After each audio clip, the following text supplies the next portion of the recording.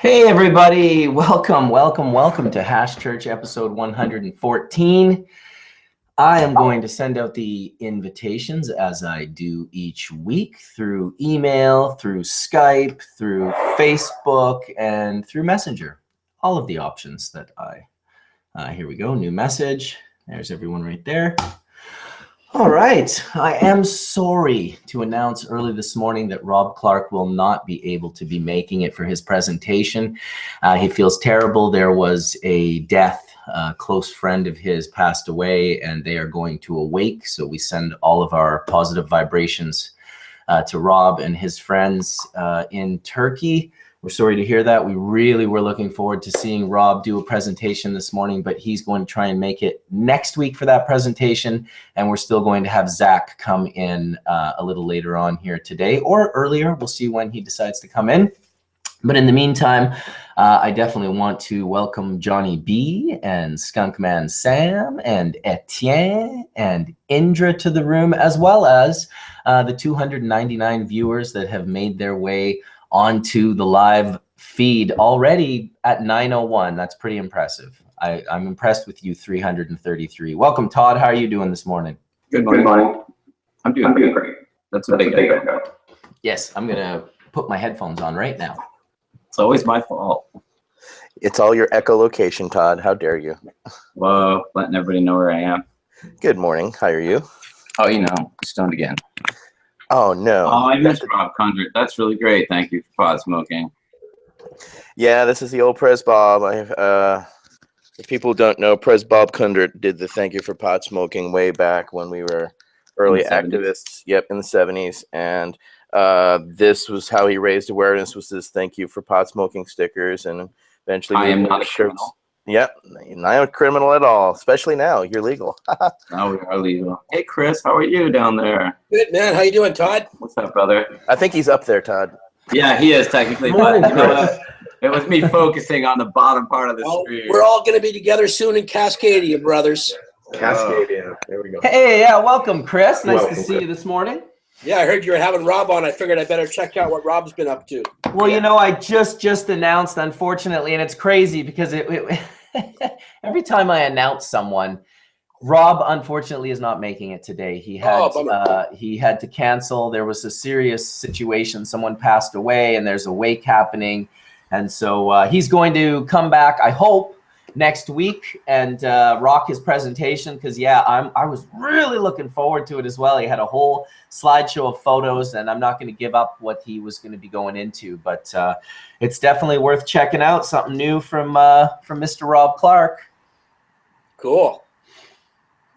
And in the All meantime, right, well, after that, I guess you and I, Chris, we'll just cruise back to bed. We'll catch this a little later on. Yeah. there you go. I'm teasing. I say we make Chris give a 2-hour presentation on the history of cannabis for religious, sacramental, etc. uses. Well, you know, I am working on a new book. What's it called? It's called Liber 420, Cannabis Arcanum, and it's about the occult. Found a bunch of really interesting references in old magical grimoires, like the 11th century book, The Picatrix, and 16th century English grimoires like Sefer Raziel and the Book of Magic and Invocation. These are like from, say, 1585 or so. Those ones have recipes for cannabis ointments, actually, The magic used in mirror scrying. The magic for that Stuff might be like that they were going using over alchemical stuff, Rabelais, different people like that, and then into the 19th century, early 20th century, with people like Crowley and a whole whack of these French occultists were really into cannabis.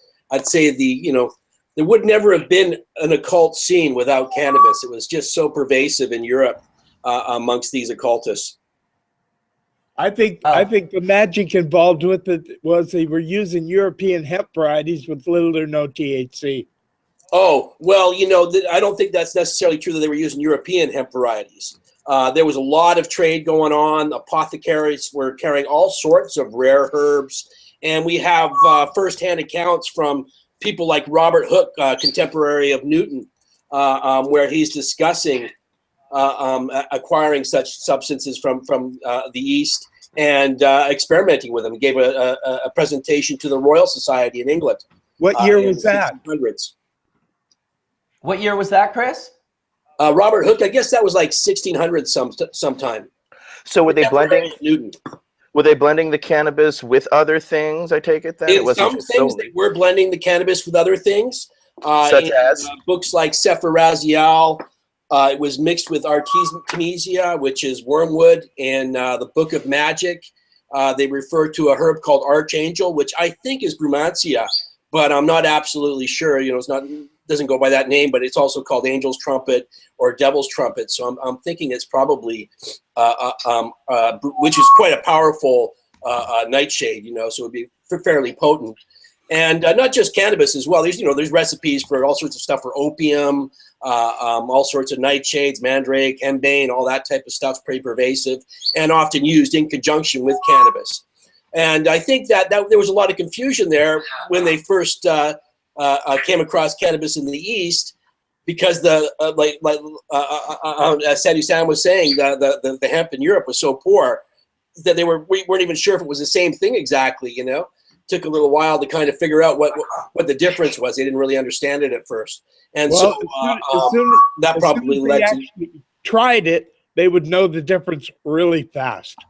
Well, yeah, they knew there was a difference, but they didn't know why. You know what I mean? Is it the same plant, or is it a different plant altogether? Some of them seem to think it was a totally different thing. You think some of those things could have been called Soma?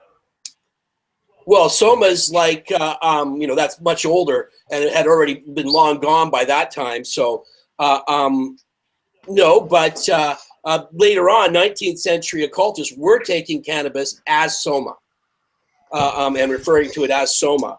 Now, they may have just, guessed on that. They might not have had any real historical reason for it. But I do think the myths of the Grail are based on the cups that Soma were drank in were called the Graha, which is very etymologically similar to Grail. A lot of people have written about the influence coming in via Persia with the Heoma and stuff, influencing the Grail legend. And we have those Scythian cups, those gold cups and bowls that were used for drinking cannabis and opium preparations, which, as Sadhu Sam educated me, the archaeologist Anton Gass said was used for drinking Heoma. And Scott Littleton, late professor of anthropology, he wrote a book about the Scythian influence on the Grail mythology that's quite interesting, talking about the Scythian sacred cups. And so here we have an example of the Scythian sacred cups, and they contain cannabis and opium, which is similar to what Serianati suggested for Heoma, Soma, in the Bactria Margiana archaeological complex. No, I read recently where they found some remnants of Soma in various either drinking or spoons or containers, and it simply boiled down to cannabis, opium, and ephedrine, or a plant that produced a speed-like thing. So basically, it was a speedball with pot. And back in those days, of course, Soma, it was the best thing in the world because that's all they had. And that goes back to Serianati's archaeological finds in the Bactria Margiana archaeological complex, which is out in Afghanistan. And it's a 4,000-year-old temple, and half the temple was dedicated to a sacred beverage. There's been some debate about Serianati's claims. People weren't able to reproduce the find of cannabis and stuff in there from segments, and he says those segments that they used to study had been exposed to the sun, and it had all been ruined.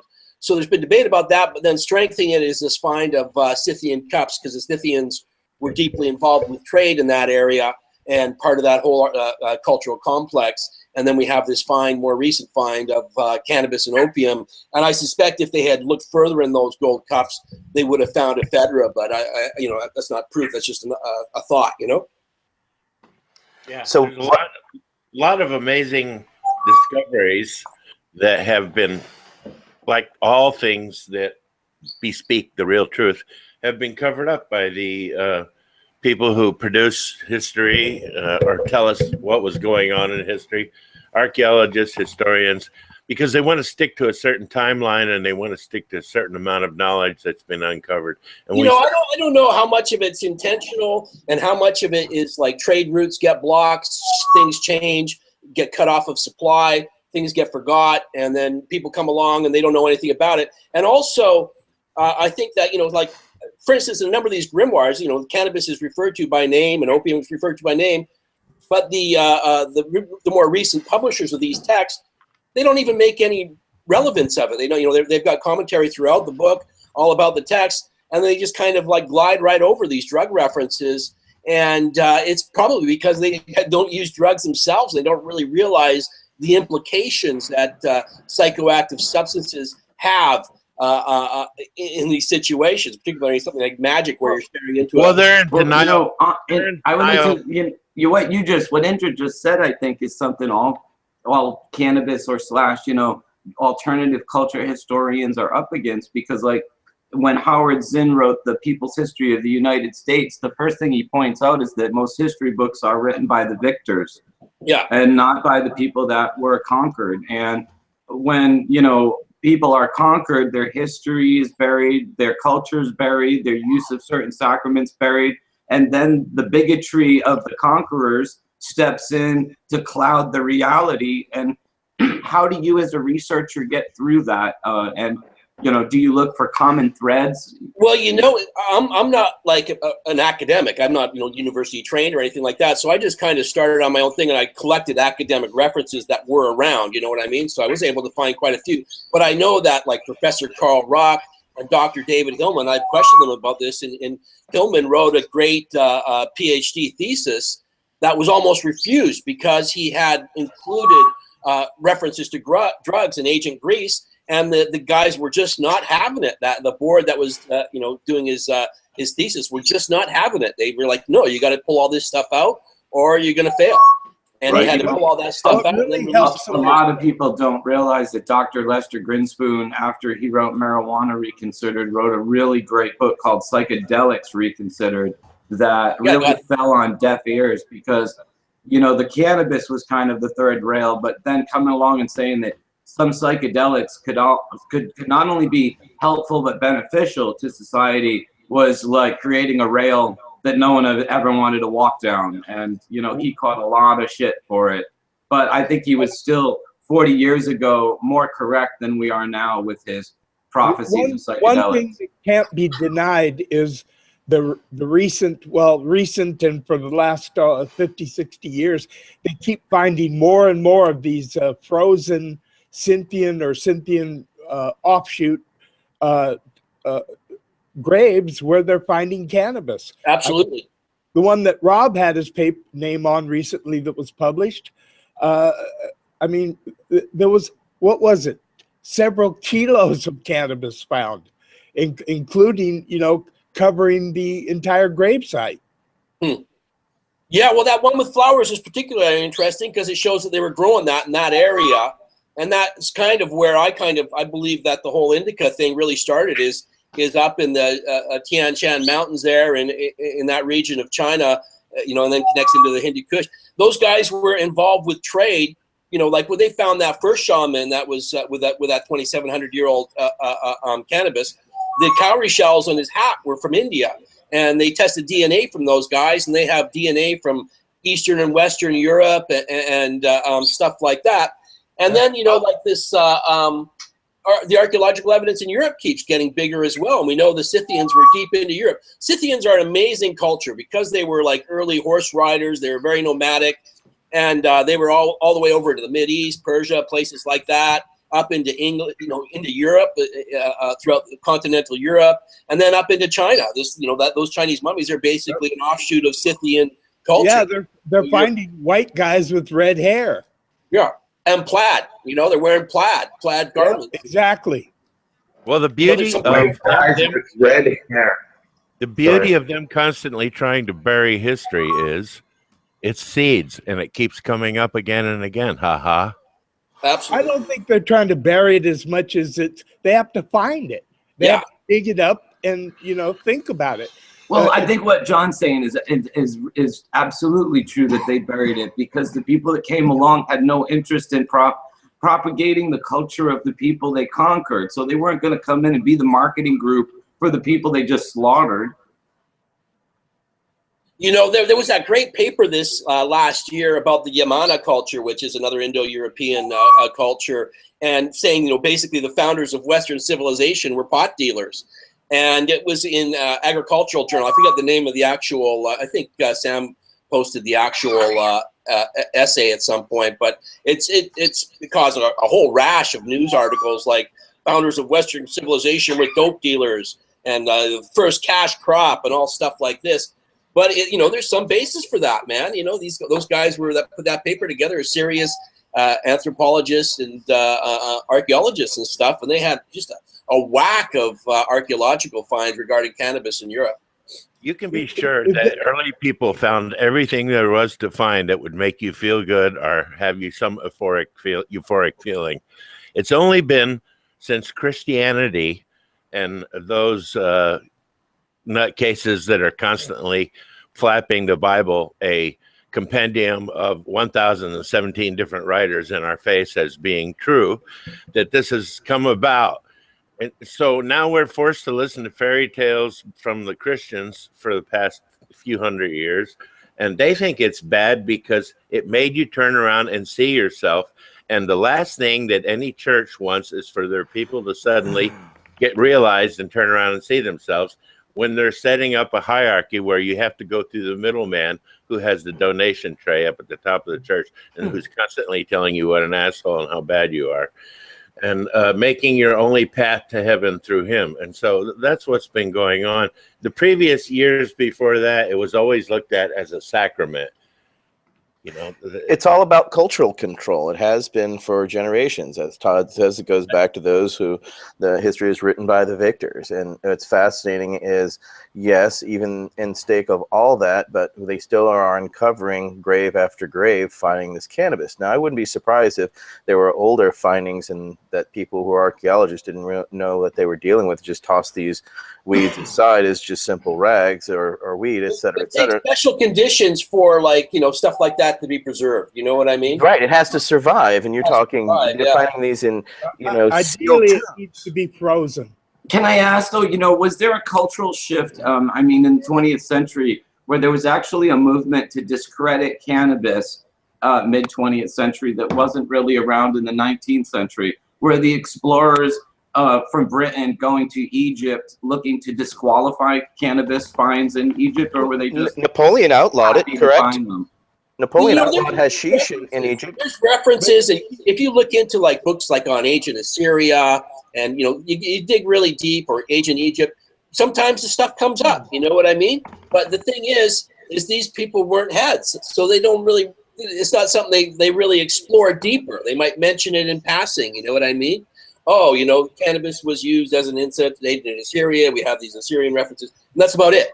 But they weren't heads, but they weren't bigots against it either, though, is what I think my point. Well, you know, culturally, you know, even in the 19th century, for the most part, you know, if people using cannabis and opium, late 19th century, early 20th century, wasn't illegal, but it was still kind of frowned upon culturally. You know what I mean? Was it viewed more as an industrial resource at that point, just another rope or supply of canvas? I mean, everyone back then had to know what heavy canvas was, or what ropes were, or paints and varnishes were. I mean, didn't it play a significantly different culture role? Well, you know, like it was like a major medicine. You know what I mean? The most popular cough medicine, Pisos, was had cannabis in it, but people took it under this idea of this is a medicine, and I'm feeling better. And I'm not, you know, not necessarily, you know, feeling stoned. Oh, the effect we call getting stoned, that's the medicine coming on and working. Oh, I can feel the medicine working, you know. So that's exactly what they. That has a huge effect. Intent with cannabis has a huge effect. You know what I mean? A sadhu in India partaking of Shiva with ganja before sitting down to his yasanas, he's smoking something different than a kid in Brooklyn sitting down at Xbox and blasting a blunt. You know what I mean? Just because of the intent. That's the huge difference that they intend on forcing on you from two different angles using doublespeak. The fact that it can make you better is one thing, but if it made you feel better, that's a whole nother ball game, and that's what they want to get a handle on. That feeling better shit is not allowed. Can I tell you a weird thing, John? You bring up, because when I was in '79 was when I started going through pot use with chemotherapy with my mom, and it was okay if it stopped my nausea, but if it made me giddy and happy and like feeling high, that was the problem. Well, that's because we've been pounded into our heads for years that there's some things that are good and some things that are bad. And if you buy into that and you own it, you will absolutely fucking have to live that way. Unless you turn your head around and take a good look inside and realize that the arbiter of good and bad lives within your heart, then you won't be affected by any of this bullshit and you will be dabbing away. John, if you look at the Indian Hemp Commission report, which was published in 1894 or 3, I'm not sure, the British were quite open to intoxication from cannabis. They felt it was not harmful, and it gave a lot of solace to the poor and the ill. And that's why they believed in taxing and regulating it and allowing the trade to exist. I don't know if that's exactly true. I love that report. It is positive, but there's another book, Cannabis, Colonialism, and Madness. And both with Hindus and Muslims, where a lot of cannabis use was taking place, they had a real hard time bringing the fakirs of the Islamic tradition and the sadhus of the Hindu tradition around to their way of thinking. And they couldn't just attack it. The big thing was that cannabis was used religiously. And you could push people so far, but once you start fucking with their religion, then stuff can really go south pretty quick. And so they came up with the idea that cannabis was making people crazy, and these holy people, where formerly their madness was considered kind of a divine madness, were insane. And the insanity was coming from the cannabis, which would prevalently be used by these. But before that, these figures were, although penniless, were figures of deep respect in their communities, considered like wise men and stuff like that. And it's a great book, Cannabis, Colonialism, and Madness, and it really shows that. You know, the British Raj, that paper. Have you read the second volume, Chris? Have you read the second Cannabis, volume? Colonialism, and Madness. A wonderful book. Yeah, really lots of great. Have you read the second volume? No, I haven't. I didn't know there was a second volume. Oh, yeah. No, he's got a second volume out. Oh, I'll be ordering that as soon as the show's over today and finding that one. That's a great book. Another book on fakirs like that goes into some of that same stuff, but I can't recall the title of it. Almost over my bookshelf somewhere. What I like about the Indian Hemp Commission report is they went out and they interviewed the people who grew it, the people who sold it, the people who smoked it, for religious people, medical people. They interviewed thousands of people, and the end conclusion was, yeah, this is not a serious problem. Still the best thing written on Hindu use of cannabis, I think, Campbell's 1894 on the religion of hemp in the Indian Hemp Drug Report. Still the best, you know. It's just chock full of stuff. Hey, Chris, have you ever seen the pictures of Lord Shiva that are from the ancient times and some of the very ancient carvings? I spent 13 years in India, and I've been to a couple of Shiva temples. And the very first thing I noticed on the statue was there was a pot leaf on his belt, number one, and he had 2 seeds for earrings. Cool. A pot seed on each ear. And this was a carving that had been there since, I don't know, 1100 or something like this. And where did they get it? The ancient people only did things they saw. Absolutely. They weren't really thinking way ahead in the future because they were too busy living in there now. The Dravidians brought cannabis down, and the Aryans brought cannabis down from the on the other side of the Himalayas when they came down to both Kashmir and to Persia. Absolutely. Well, there's a ton of internet research on the white folks coming over the mountains to India and bringing everything, because the Indians themselves are extremely intelligent race. I was there for a number of years. I met guys who worked the tourist buses who could speak 10 languages fluently and never fucking graduated from high school. I met some guys there who were math geniuses. Look, my son Benny grew up around these two Indian guys who are taught at the school in North India, and they were mathematicians. And when I got back to the States and entered Benny into school, the first thing they did was they started testing him. And in the 9th grade, they wanted to put him in a calculus class because he was so advanced. And he picked that all up from these guys in India.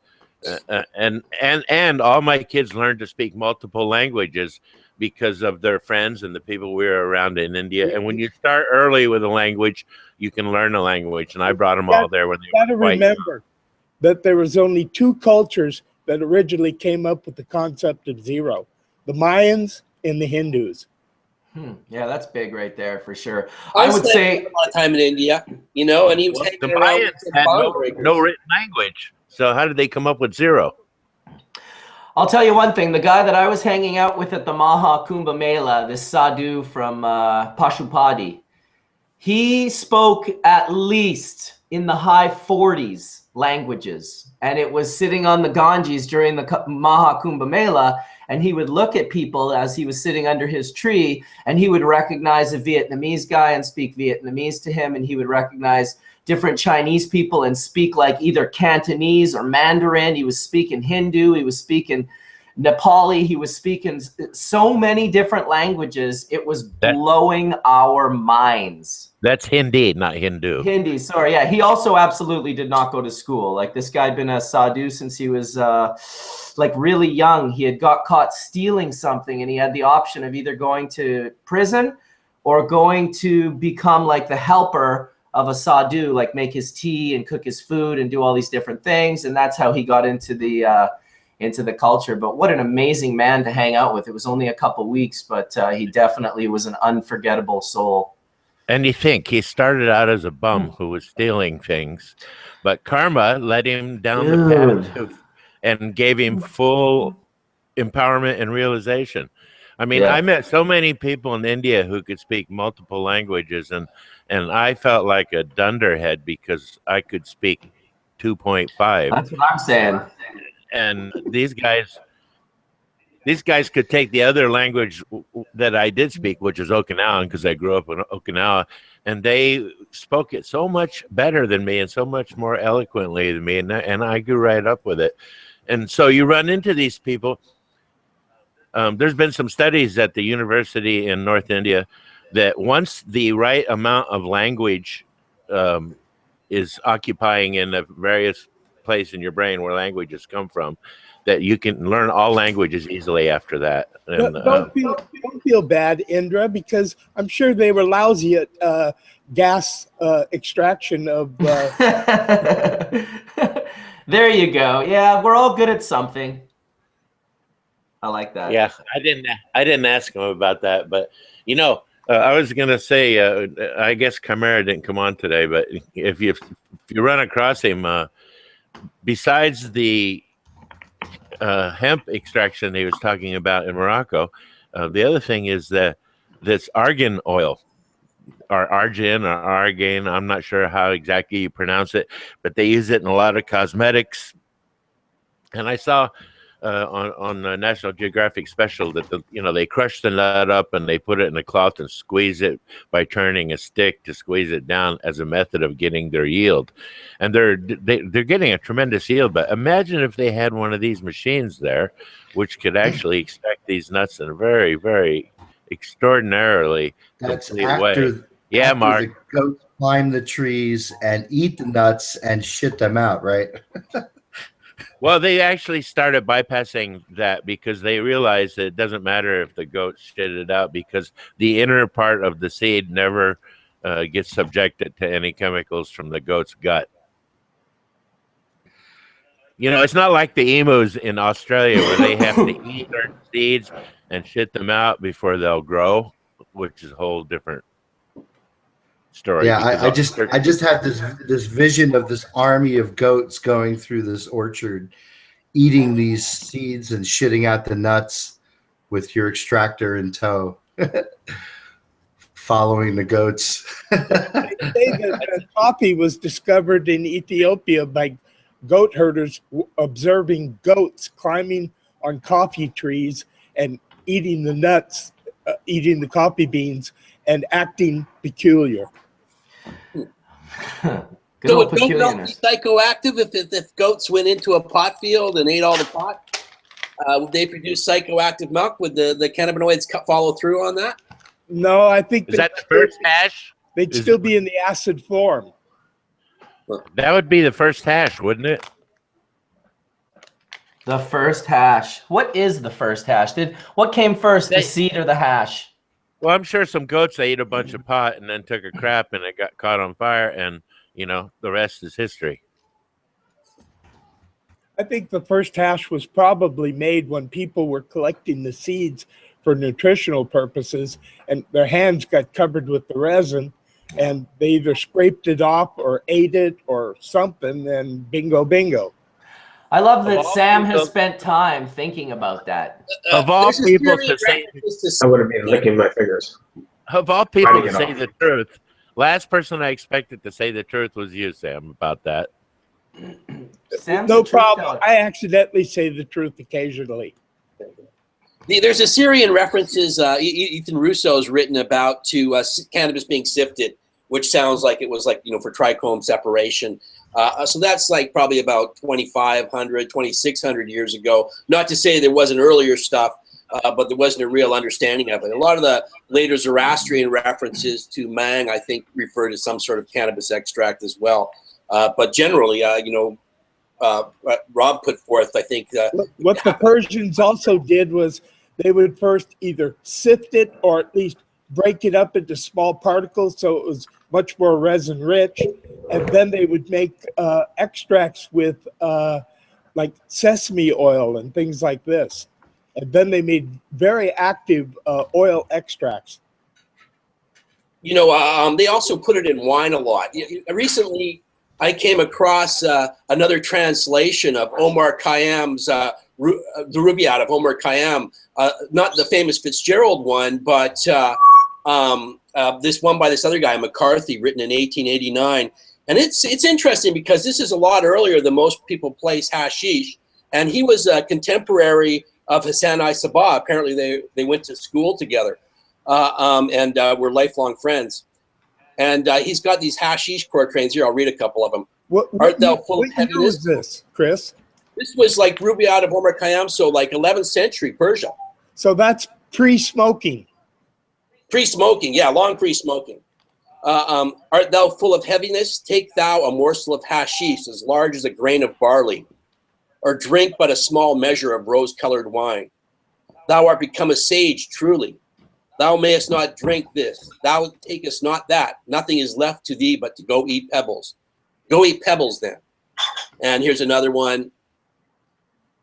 Whenever the green earth we are affected by joy, like unto the green steed of the sky, then with green youth I eat green hashish on the green sward until I lie below the green of the earth.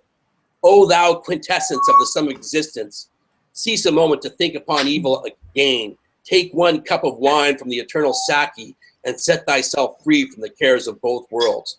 And then this one's particularly interesting because he talks specifically about placing hashish into wine. Yeah, I will and also too, what they're doing is they're calling it green. This is really, really common in Egypt, in Istanbul, and other areas back in, you know, more than 1,000 years ago. And the reason was because they weren't making pure dry sift resin or anything else. No Skunk Man Sams, no Indras, no Bubble They were Man. making ground up cannabis with as high resin content as they could, and they were eating it. And that's why in Egypt, when was it, like 500-600 years ago, if they wanted to tell if somebody was using cannabis, they gave them sour milk and made them throw up. And if they threw up green, bingo, they pulled their teeth out as punishment. Crazy. Here, I'll read this last one. I will therefore place this hashish in my cup of wine, and thus I will strangle the serpent of my grief. The drinker alone can understand the language of the rose and the vine, and not the faint-hearted and the cheap of wit. So like it's interesting because he's like using the euphemism of a rose as well there for cannabis, which comes up a lot in the occult world as well. Well, I feel bad for them with their green hash. I'll tell you that much. There you go, the sticky icky. Well, they did make hash by oil by putting it in water, boiling it, and then collecting the drops of oil on top of the water. Well, I can tell you this. If I was alive at another time during history, anytime, wherever it was, I had something to do with pot and hash. I can guarantee you that, because I started at a very early age, at 17, in combat. And it's been my best friend ever since. And I just, you know, I've taken the world on stoned completely. I've written patents. I've been successful. I've had a couple of 3 careers that I completed successfully. And all done on hash. My wife earned her degrees on hash. The kids were all born. And my wife, I used to call her Smokestack Lightning, was my nickname for her, because she could smoke anybody under the table. And there's been no, I've been more worried about Agent Orange coming out of my body somehow in a tiny little sperm and going into her body and producing a kid. But the kids are all brilliant. They're all up on their own. So I don't know what to say about that, except for I know I have Agent Orange. It's working as a preservative in my body.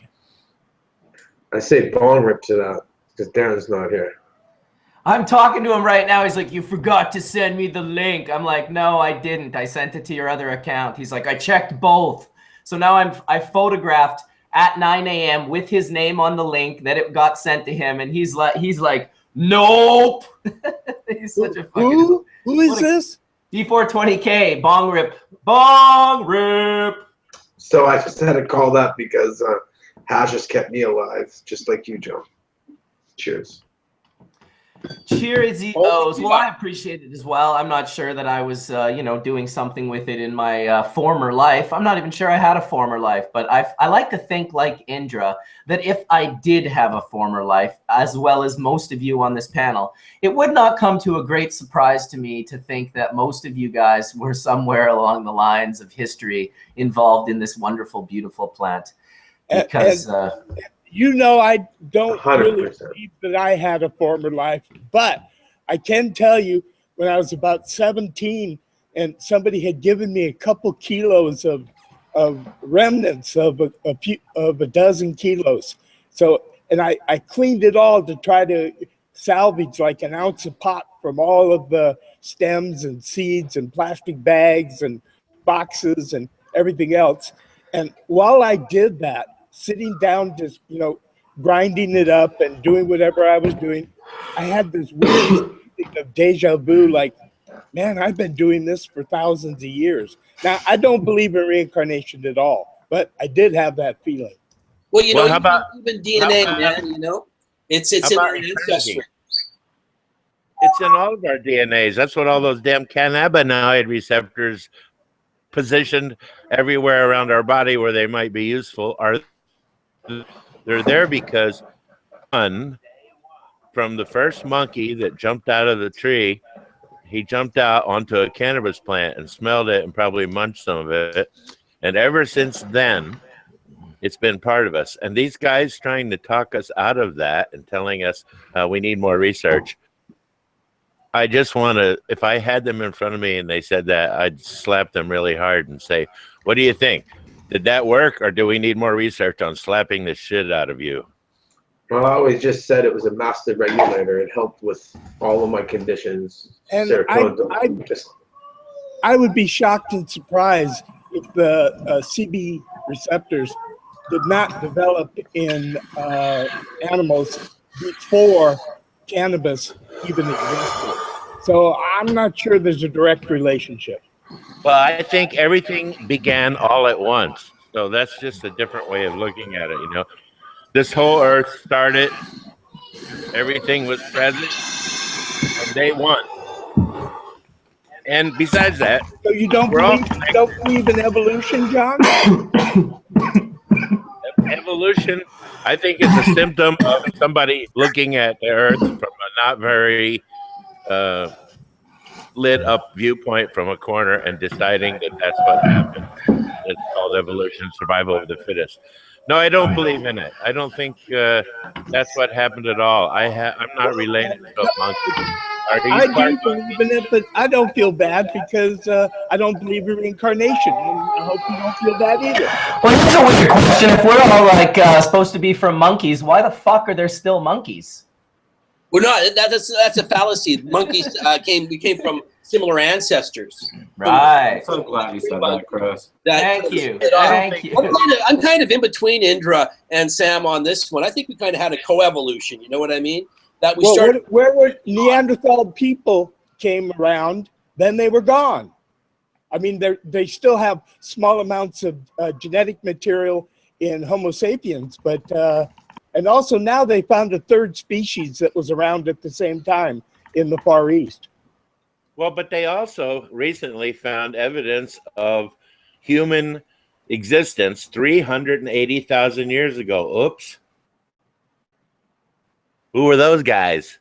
Look, this earth turns again and again. Everything goes under the ground. Everything gets covered up, landslides, water. It's all set up that way because this is school. We're not going to be here long.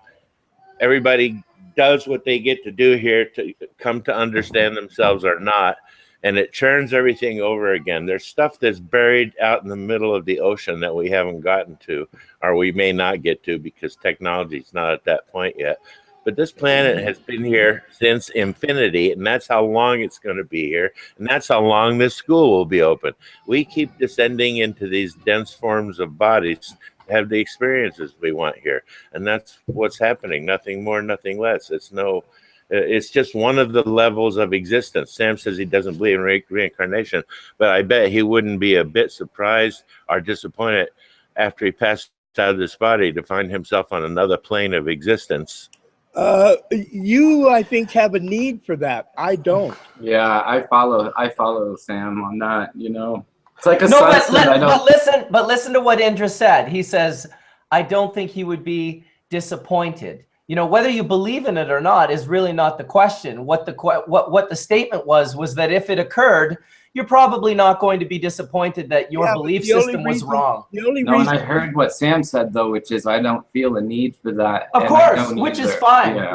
Which is fine. It's like, I think it's attachment. You know what I mean? It's like freaky to think about yourself ending, and that's where a lot of these religious ideas come from. But really, it's all consciousness. You could have been taught to be anybody.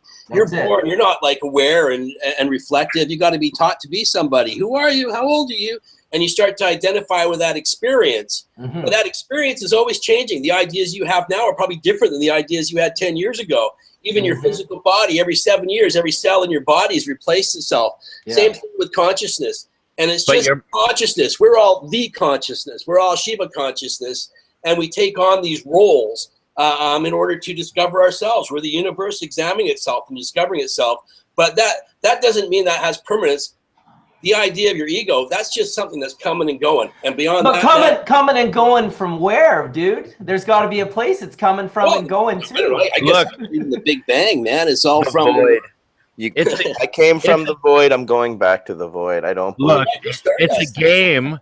It's not a serious thing. It's a game that we play. We've been playing it. We're eternal beings in having a human experience. And we liked those experiences. And so we have them over and over again. We've been doing it since the beginning. We've been doing it since eternity. There is no beginning and there's no end. We come to the body so that we can express learning in a way that is not congruent when you're in your light self. When you're your light self, you cannot learn some of the dense experiences.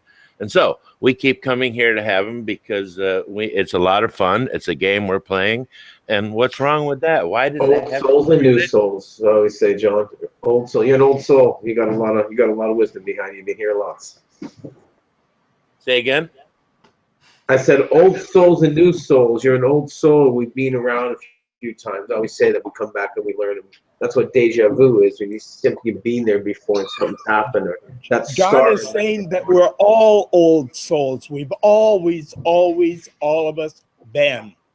Yeah, there would be no new souls in that paradigm. No, but there might be the ability to retain information differently, and that what might be the difference between when someone says, oh, you seem like an old soul, or you seem like a new soul. And I'm not saying I believe either or, I'm just saying it's a possibility. Well, that maybe there's a, go ahead. Oh, well, dare I say, when I used to get stoned and lay there in the hospital beds contemplating the end of my life, which was seemingly imminent constantly, I used to think that it was humanity, like we're all part of this big body of life that has been around since humans had consciousness, and we are all like little nerve endings, communicating to it, having experiences, and humanity is benefiting, and he, whatever the body of energy that is humanity will live long on beyond me. But like a little nerve ending on my body, I could touch a piece of fire and that little nerve ending be burned out, and it's not going to reincarnate, but like the humanity is going to continue in a beautiful way. I just don't feel the need for it to be me. Todd, to me, my personal consciousness. Todd, can I give you an answer to that? Excuse me. The thing about eternity is, and the thing about you being an eternal being is you're not attached to the results, and that's what you're saying. You have no need. But really what that points out is the fact that somewhere deep inside you're eternal, and you're not attached to any of those results. So you're not really standing up and saying, yeah, this is the way it is and there's no other way it could possibly be. I'll tell you a very, very short story. I got permission from my teacher to go and see a man in North India, and this man could supposedly touch you and allow you out of your body as a way of teaching you how to astral travel. So I don't know what the reason my teacher granted me permission was about, but anyway, I went there, and I went looking for him, and I couldn't find him, and I went back to my hotel, and it was midnight, and there was some other people following me who had been in the interview room and saw me say I was going to get realization. And so they followed me, and I was always trying to get rid of them. And finally, at 1 o'clock in the morning, a knock came on my door, and I opened it up, and there's this shriveled up little old guy dressed up in a sort of a sheet like the Jains wear. And he came in and asked me if I could have a cup of tea. So I ordered a cup of tea. While we were sitting there, he asked me if I wanted to have the experience of being out of my body. And all of a sudden, he was speaking perfect English. And before that, he had a terrific accent, a Gujarati accent. And now he went into perfect English. And so I said yes. He reached across the table, tapped me on the forehead, and I was instantly in a place of all kinds of colors and lights. Very confusing. I couldn't hardly tell what it was about. And I got really excited and worried. And I heard him call my name, and bang, I was back in the room with him. And he asked me, could you stand it? Was it something you could stand? And I said, yeah, I could stand it. And he says, the second time, it'll be more informational to you. So, and then without asking me, he reached over and touched me on the forehead again. This time I found myself floating above that hotel in India in the North Hills and the foothills, floating there and looking around. And I looked up further up the mountains, and I saw a light shining in the hills. And just as I had started to move towards that light, I heard him call my name again, and bang, back in the body, shivering like a crazy man from it. Drank a little more tea. And then he said, this time now, you will learn. And he reached out and he tapped me on the forehead again. And I was up above the hotel, and I looked at the light, and instantly I started flying towards it. And I flew up to where the light was and around the corner, and there was a city where all the buildings were like it. They had a ceramic smoothness to them, but they were all glowing. And there were all these people walking around, and they looked up and saw me, and I could see them, and they started waving at me and beckoning me to come down. And I tried to go down, and I got as close as I could get at that particular time, and I heard him call my name, and bang, I was back in my body again. So the idea that one could be outside of the body and still be alive and still be having experiences came to fruition for me at that moment. And so can I release two thoughts on that? One is you should patent that, because I know I saw that in a movie. Dr. Strange. Yes. And two, when I was a little kid, I think I was experiencing incredible trauma dealing with the cancer and my hip breaking and constant surgery. And then on top of that, they were giving me things that when I later in life felt like ketamine, you know, or Rohypnol as a child, because it was when I did the drugs later on going on Dead Tour, I was having kind of flashbacks to what it felt like when I was a little kid in the hospital on heavy sedatives. And I kind of feel that what you're talking about, that out-of-body experience, was something that tuned me into the connection to the oneness of humanity, made me want to be polite, made me love everybody, made me like more considerate towards other people, because I did feel connected to everything around me. And it was that out-of-body experience that kind of did it. Todd, can I ask you this? I heard what you said just now, and here's my problem with your viewpoint, not with what you said, but your viewpoint. And that is, not everybody grew up with your circumstance, and so not everyone is going to see things the same way. And paraphrasing reality from your viewpoint, I don't know. I have a bit of a problem with that. I'm not trying to paraphrase anything. When I told you that story, it was from no movie. It was from John, that is in a movie.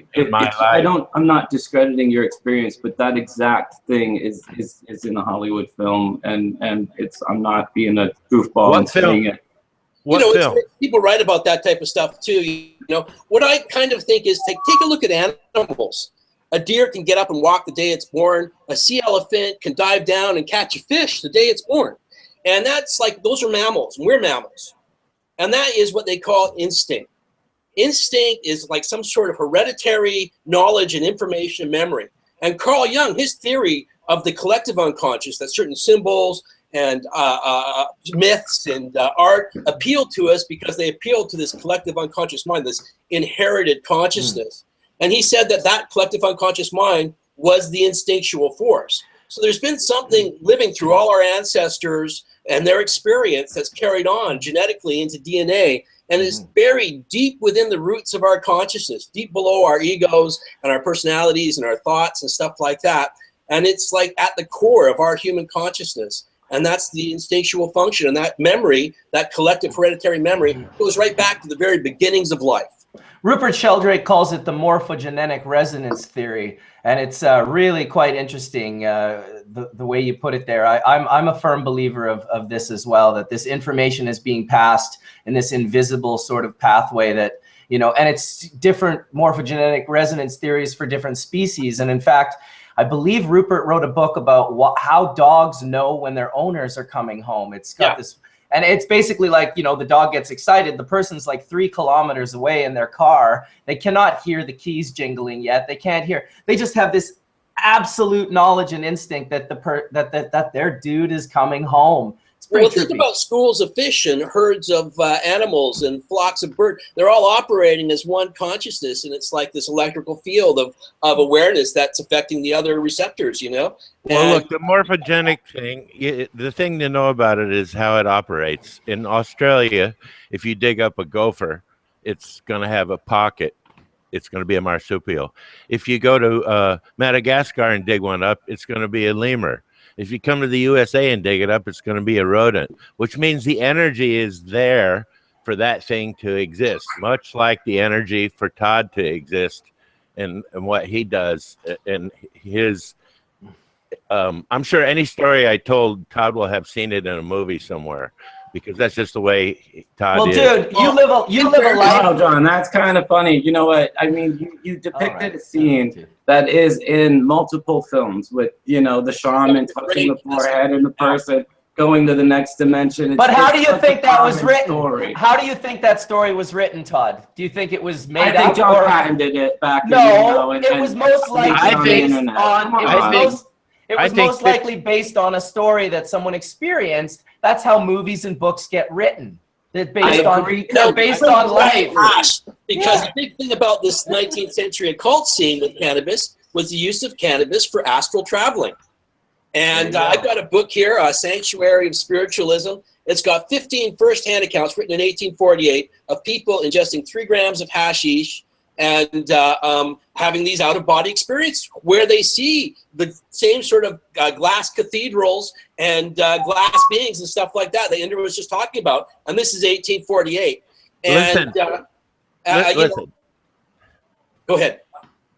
The whole idea that I would tell you something that didn't happen to me is, to me, ridiculous. But Todd comes from a different base and kind of people, and so he's able to project doubt into anyone or anything. John, Jesus, I'm not. Look, you know what, man? I'm not. You know what? You made something. Yeah, if I could search faster, I'd find the scene. It literally, it's not.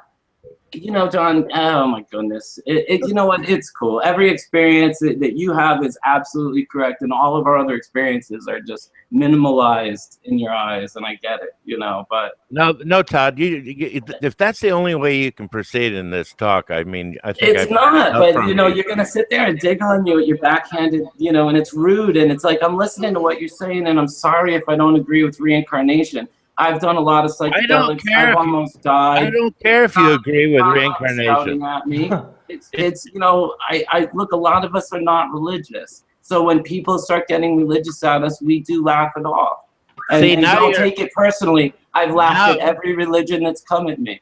Now you're accusing me of being religious. Another misnomer, a really bad one, because it's dare I say, anyone that says I am enlightened and you are not is like a priest at the head of a church. Whoever said that besides you? I was touched by the shaman. I went higher. I went higher. I went higher. I went out of above you all. Nobody said anything about higher. I don't mean to be rude. Come on, guys. No one said anything about I was higher and higher too, right? So I mean.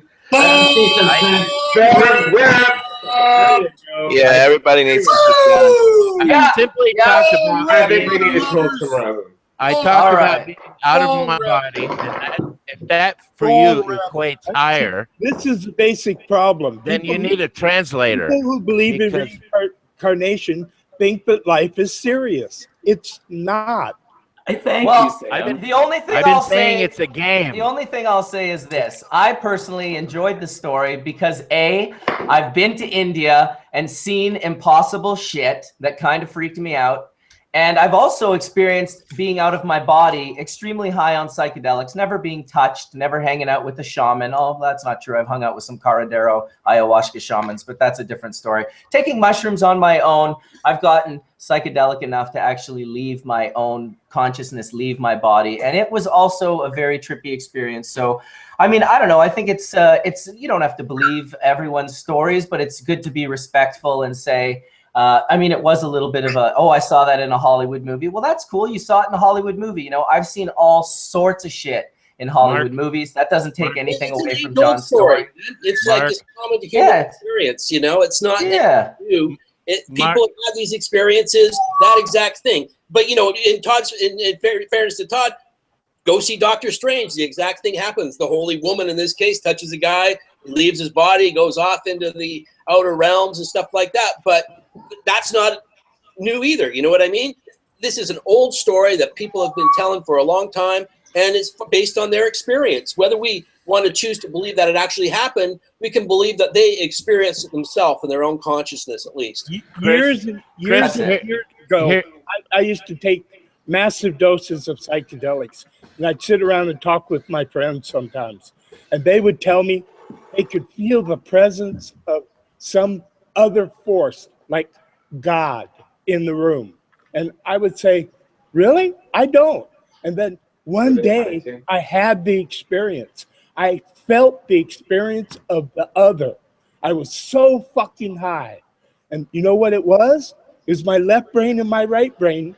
And they normally you're, I think, right-brained or left-brained, whatever it is. But when you take psychedelics, it switches sides.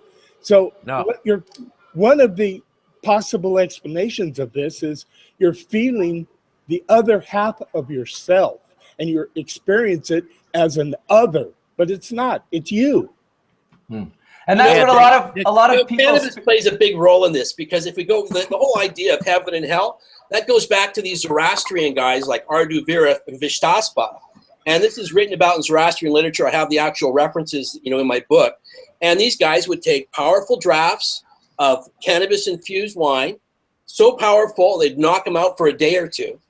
And then they come back and they say they had these visions. And it was like this whole visionary experience led to the idea that you were just lying there. I saw you. And he goes, yeah, but I was off in this other place. Led to the idea of some sort of soul that leaves the body. And this has been pervasive ever since that time. And other substances as well have had this effect. People experience something while they're knocked out, and they think that they're just like Aborigines in Australia, think that dreamtime is another reality. They accept that as some sort of reality. And this has led to the idea of heaven and hell and stuff like that directly. So cannabis is directly related to that. You know, I don't believe in discarnate entities, so I don't believe in any sort of soul that leaves the body, and I don't believe in reincarnation. Well, I believe in reincarnation of one consciousness that's continually reincarnating, be it the human spirit or ever that collective consciousness, and we're all part of that. And the closest we can get to spirituality is undoing our own personalities and ego and getting down to that core of consciousness. That's what meditation stuff like that's all about, is shutting everything down and just touching on that base, that root of consciousness. And that's the immortal spirit. Yeah. And I want to say this, John, no disrespect to you at all. I really have a lot of love and admiration for you, actually. You know, it's just that I don't believe in reincarnation, and it sounds to me like another dogma or another religion, which I laugh at. And sometimes when people are trying to convince me that they have visions and they're trying to basically convince me that their reasoning, be it in this case it's reincarnation, is correct, I do laugh it off. I do. It's just like a Catholic priest or you name the religious figure trying to say, look, see it my way, kid. And Hey, Todd. So don't take it personally, John. I have a lot of love for you. Todd, let me say something on that. 26 years ago, I had a vision using cannabis, reading the book of Revelation one night, just when the Gulf War started. I had a vision that cannabis was the tree of life in the book of Revelation. I dropped out of high school. I'd written nothing. And 26 years later, I can say something real was there, because there was this whole fucking massive history that nobody really explored regarding cannabis, and it's looking like cannabis was the Soma Heoma. You know, I feel really strong about this information about cannabis, and those ideas are spreading from that experience I had with no education, no knowledge whatsoever about any of it from that experience. But I kind of think that that's part of that collective heritage. And what I did is something in me remembered it. You know what I mean? The Rastas and the Coptic religion also pretty much believe that also. Yeah. I mean, I've always had so much respect for you, Chris, because you've went out and you've found, you know, you took reading to a whole new level and you found the information that you couldn't have been sent off to school to learn what it is you've been teaching us and sharing with me for now 20 years that I've known you. You know, and if you didn't go and read those books and make those connections, to me, you are a scholar, no much less than if you had gone to Harvard or Princeton or Oxford. Well, it's doubt that led me to that, because I don't believe in somebody else's religious experience. You know what I mean? I've got to experience it myself. And I thought, well, either I was just tripping or there's something to this. And you know, I can believe in an ongoing collective consciousness, but individual consciousness, is it eternal? Is it forever? To me, it's more like a perfume. When it flowers, it's gone. It's that rare, subtle thing we call life. You know, if we all come from this collective one piece of consciousness where there's just this one consciousness, all these little fractions are these souls that are what we are. This is the unique experience. This is different from anything we come from or go to. This is what it's all about. I mean, it's a beautiful thing. You know, we're like bells, and when a certain bell rings in the room, a bunch of other bells ring sympathetically. And what Chris's experience about the marijuana being the tree of life was that bell ringing him early on in his life experience, and it was there to shape everything he did that brought him to the point where he's at. And so that bell rings for all of us in different ways. We're all called by a different bell. And it's not a religion. And I cannot emphasize enough that I don't do religion. I've seen all the religions, and they all have their own little drawbacks. My father was Catholic, my mother was Jewish, and so you can understand perhaps from there how I came to abhor all religions. I went to every church there was when I was a kid to see if there was something different about the priest or something that they were saying, and they all had the same message. And when I read all the great books, and they all pretty much had the same message too. It's and funny you did that, John, because my mother was a stone cold atheist. I mean, a militant atheist.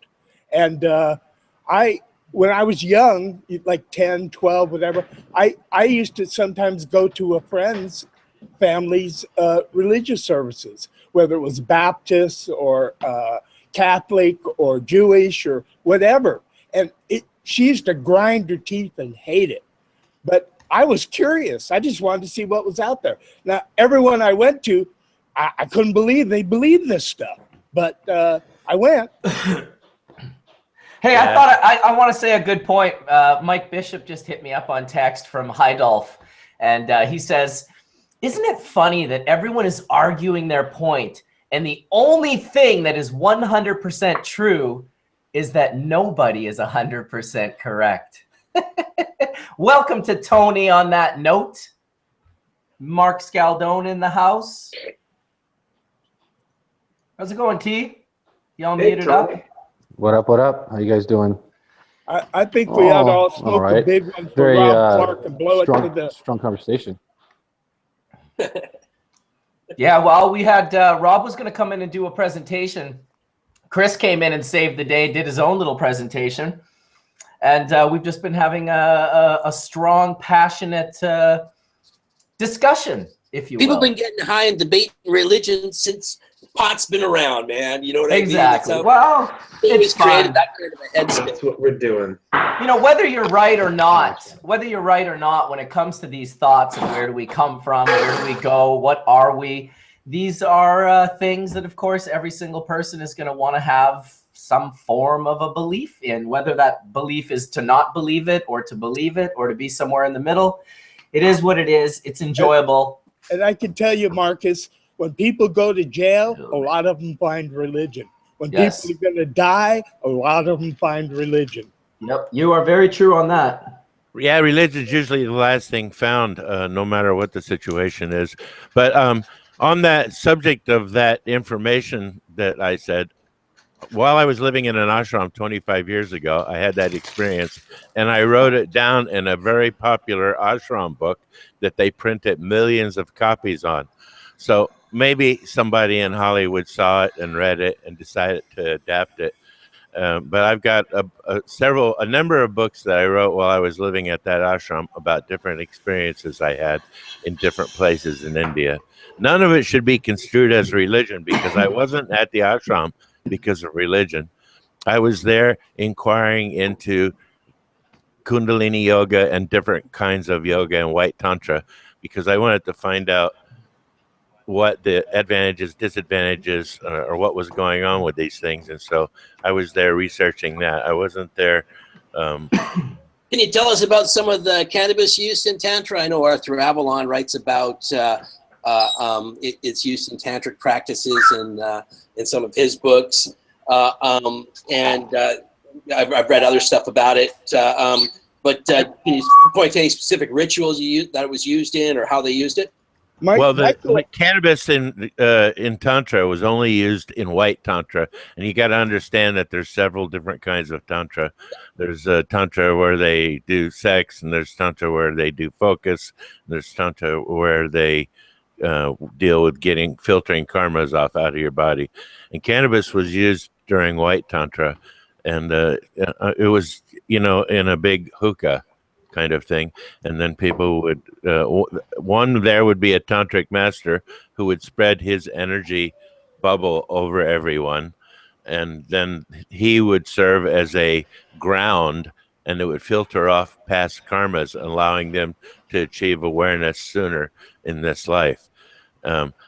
This guy who did that, who I knew of, when he performed that, people would take wind up watches and run up and put them on the stage underneath of his chair. And after the class was over, they would go up and retrieve the watch, and the watch could not be demagnetized. It was permanently magnetized after that. It just has a measure of what kind of energy was going on there, but I'm sure it's gonna have to be classified as religious or some other nonsense. In But 1960, in 1965, Michael Aldridge went to India on a what was it, Fulbright scholarship. Yeah. He studied tantric cannabis use in India. Yeah. I've got a great interview with Aldrich online. If you search Cannabis Aldrich, and he talks about his time in India. Great source of knowledge. You should have him on here sometimes because he's one of my gurus when it comes to cannabis history. And yeah, Sir John Woodruff, he wrote about cannabis use, drinking a bong in the 5 M's, which is like a ritual where a lot of it's about breaking taboos and stuff like that. The cannabis isn't necessarily part of breaking the taboo, but they drink alcohol and eat meat, and then would all end up with sexual intercourse. But usually directed at raising the Kundalini energy, according to Mike Aldrich. Mm. Yeah, well, Kundalini energy, it can be taught by a master who's mastered Kundalini yoga. The problem with Kundalini energy is once it's activated or turned on, if you don't have somebody right there with you who's a master, you could end up harming yourself because it's a potent force that exists in the body. And probably my guess would be that they use cannabis as a voltage regulator in that circumstance in the beginning of it when you're learning how to allow the Kundalini to release, because it's a very, very fierce experience. And it can leave you feeling debilitated at first and wondering what just happened. I happen to have been with a master who taught Kundalini yoga for a long time, and I went to a lot of the White Tantra courses that he held.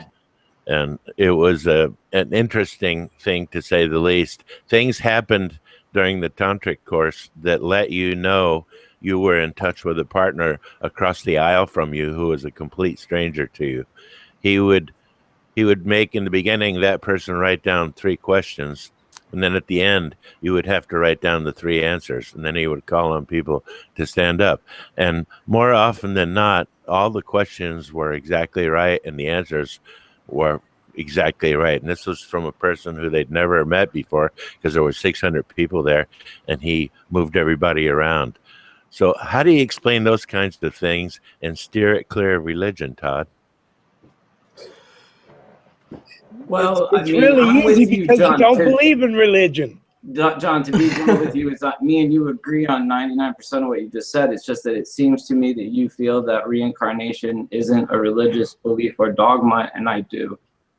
So that's where I think we disagree. But I'm with you. I don't believe. I think everybody's an atheist because everybody else doesn't believe in the other person's religion. So instantly they become atheists to that other person too. If you're a Christian and don't believe in Allah, well, then you're obviously godless to someone who believes in Allah. And on the flip, it's the same thing. So to me, it was the flips and the blips. Yeah, it's easy for me to just ignore other people's beliefs because they were thrown at me like you were as a child. I was raised Catholic, and I didn't walk. I ran from church, and I have no. I am ye of little faith. And then I got into psychedelics, and I was given cannabis as a gift as a child. It healed me. It opened up my mind. It connected me to the world around me. It taught me how to grow my own food, my own fruits, my own flowers, my own medicine. I had a very different experience, and I was lucky for it. I would really not want somebody to come along with a magic wand and take away my 10 cancer experiences as a child, as traumatic as they was. They were my greatest teachers, even more than the priests and the prophets and the shamans that come around trying to tell me what's right and wrong. So I have much respect to you and much love to you, but that's where we differ. But I respect everything else about you, and I love the stories you share. So carry on, brother. You know what I learned from it all? I'm not a religious nut at all. And what I learned from it all was all the answers and all the real truth resides within me. And that's my connection to the whole universe. And there's nothing else besides that. There's no me, there's no universe. There's just that created understanding that I got. And I got it because everybody's tried to tell me their religion. I had people try to convince me to be everything from a cannibal to a priest. And all of it had the same smell about it. That is, when people try to convince you to do something because they want to, in fact, themselves see if it's okay or if it's the way to go. And, you know, they'll push you off the cliff first. And if you survive, then they'll jump kind of scenario. And I'm not I learned that the hard way. And I learned that it's just in me. And all I have to do is look inside and find it in me. You know, I've been around 70 years and I got to do probably 35 or 40 years more of stuff than most of the folks around. And during those years, I wasn't sitting around playing with myself. I was off searching self and why self was here and what was going on. And I found out it's all created by self for self. And you know what? And and you know, I see reincarnation happening. I see, you know, Mark having babies. I see people dying. I see humanity recreating itself and increasing itself on this planet with population growth. And I personally see life interconnected in the gorillas, in the alligators, in the fish. I see it everywhere. If you have eyes and ears and you breathe oxygen in some form and you reproduce, we're all pretty much equal in my eyes. And it sounds like a deep psychedelic trip thing to say, but I love the interconnectedness of everything I see around me, and I think I'm one with it. And it just doesn't have to be me that reincarnates again, because I believe humanity, you know, I'm on the edge of the shore appreciating the sunset. Well, and, you know, and I'm thankful, very thankful. You are your own God, and if you can't believe in yourself, then really, I mean, you're your own God. Believe in yourself and you get somewhere. On that note. Yeah, on that note, let's talk about resin. Solventless Mind is in the chat room, and he says, I want to hear about resin. Someone else was like, beautiful dry sift.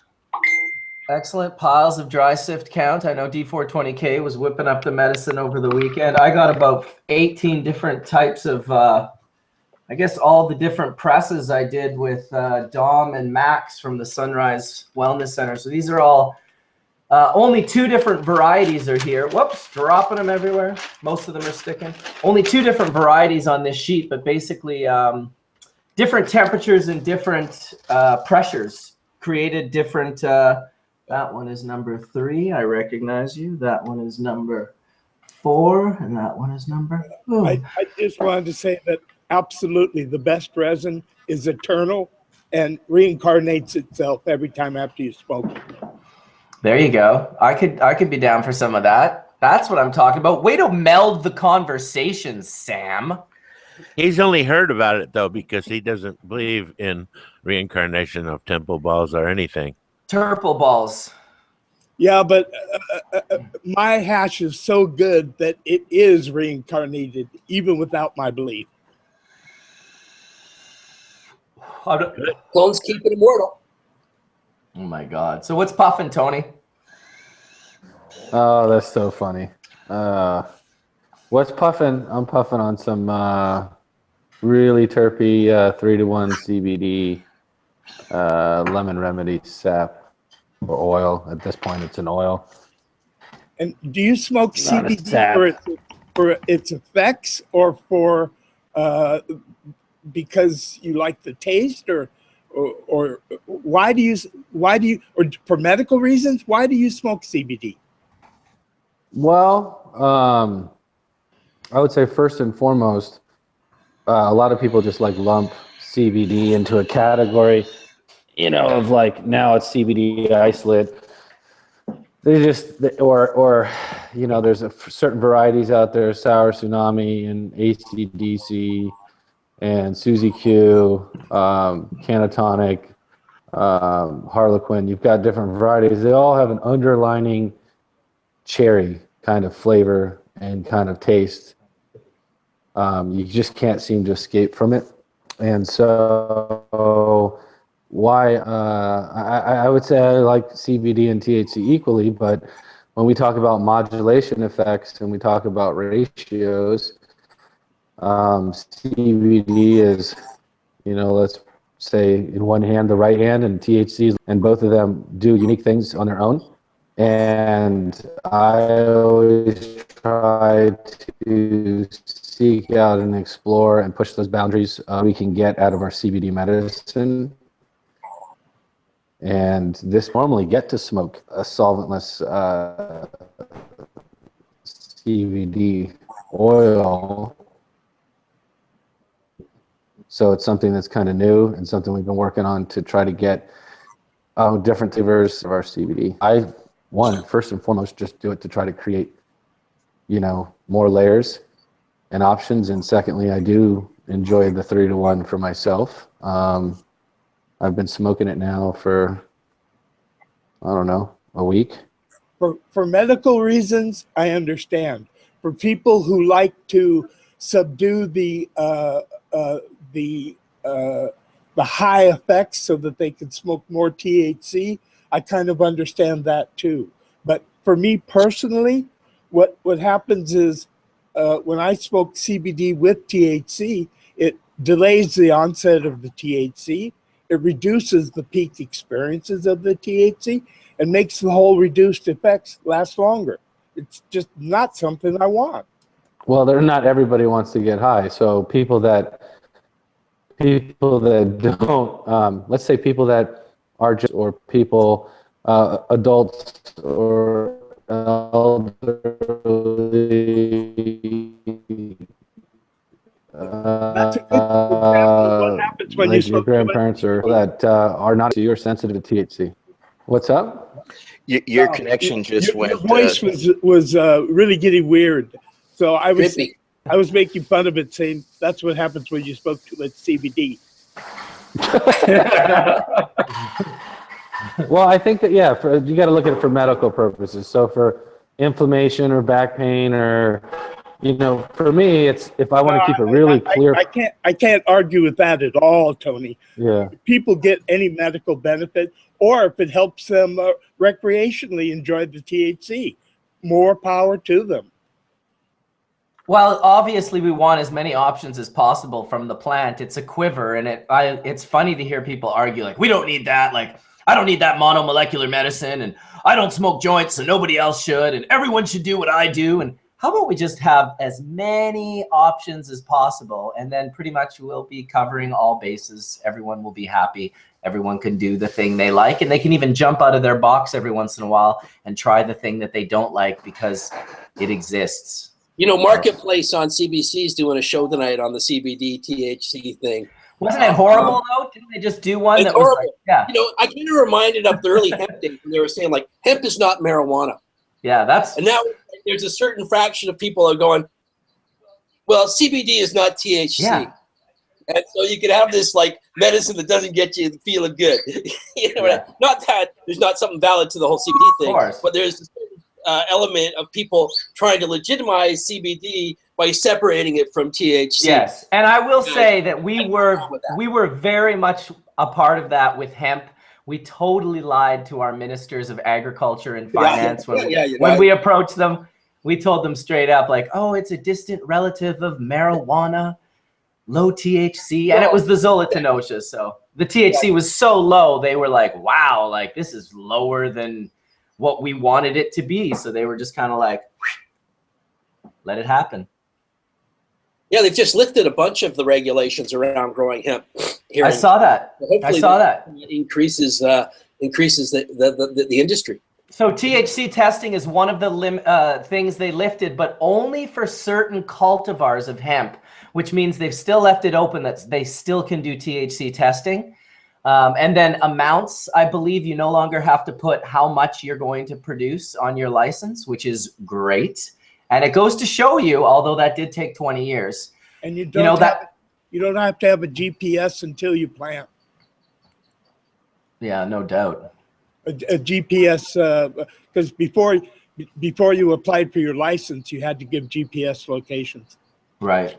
Sure. All sorts of crazy stuff, like as if you were, you know, applying to hold anthrax in a special compartment in underground compartment on your farm or something. Like, it's the most ridiculous thing for a plant, but it's nice to see that foot in the door mentality, even though it took 20 years here in Canada, that they're actually announcing some of these regulations being lifted for amounts and THC testing. So let's hope we see the same thing in the recreational markets with cannabis, that things just foot in the door. I was just asking everybody about how and why they use CBD. I mean, I personally don't like it at all, but we also developed the first high pure CBD variety a decade before anybody else. So I do believe in it as a medical tool. Right. Well, interesting enough, I have, a lot of THC oil and rosin with me, and I'm actually enjoying smoking or vaping this 3-to-1 CBD sap more than just straight THC product. I don't know if it makes me feel good. Cool. I like the effect of it. It definitely makes you talk like a robot. But don't you think there's going to be a big market for stuff that's not as potent but tastes great, has a great scent, and like gets you through your day? Because isn't that what most people want? Yeah. Well, scary enough, if you look at what most people want that. Most people, what they want in life is, I mean, I hate to say it, it's like the McDonald's. And you see more people go to McDonald's than almost anywhere else. And I just mean that metaphorically, like low qual, quick, fast, cheap, all the things that they've been sort of led to believe are the best ways. It's hard to sort of show people there's this other, whether it's getting high or not getting high, THC, CBD, I'm just talking about quality. Right. On a cool level, though, what if it's just cannabinoid levels? And if we do it differently during the day, like we give ourselves CBD and mixtures of THC because it, like Sam says, chills the high out. You don't get as high. A lot of us are, how should I put it, functioning potheads. We do everything we do a little bit, smoking. And I mean, yeah. And then at night, it's completely different. We can lay it on, sit in a hot tub, have a different cannabinoid experience. Yeah, and I think that also ties back to the earlier conversation. For those that use,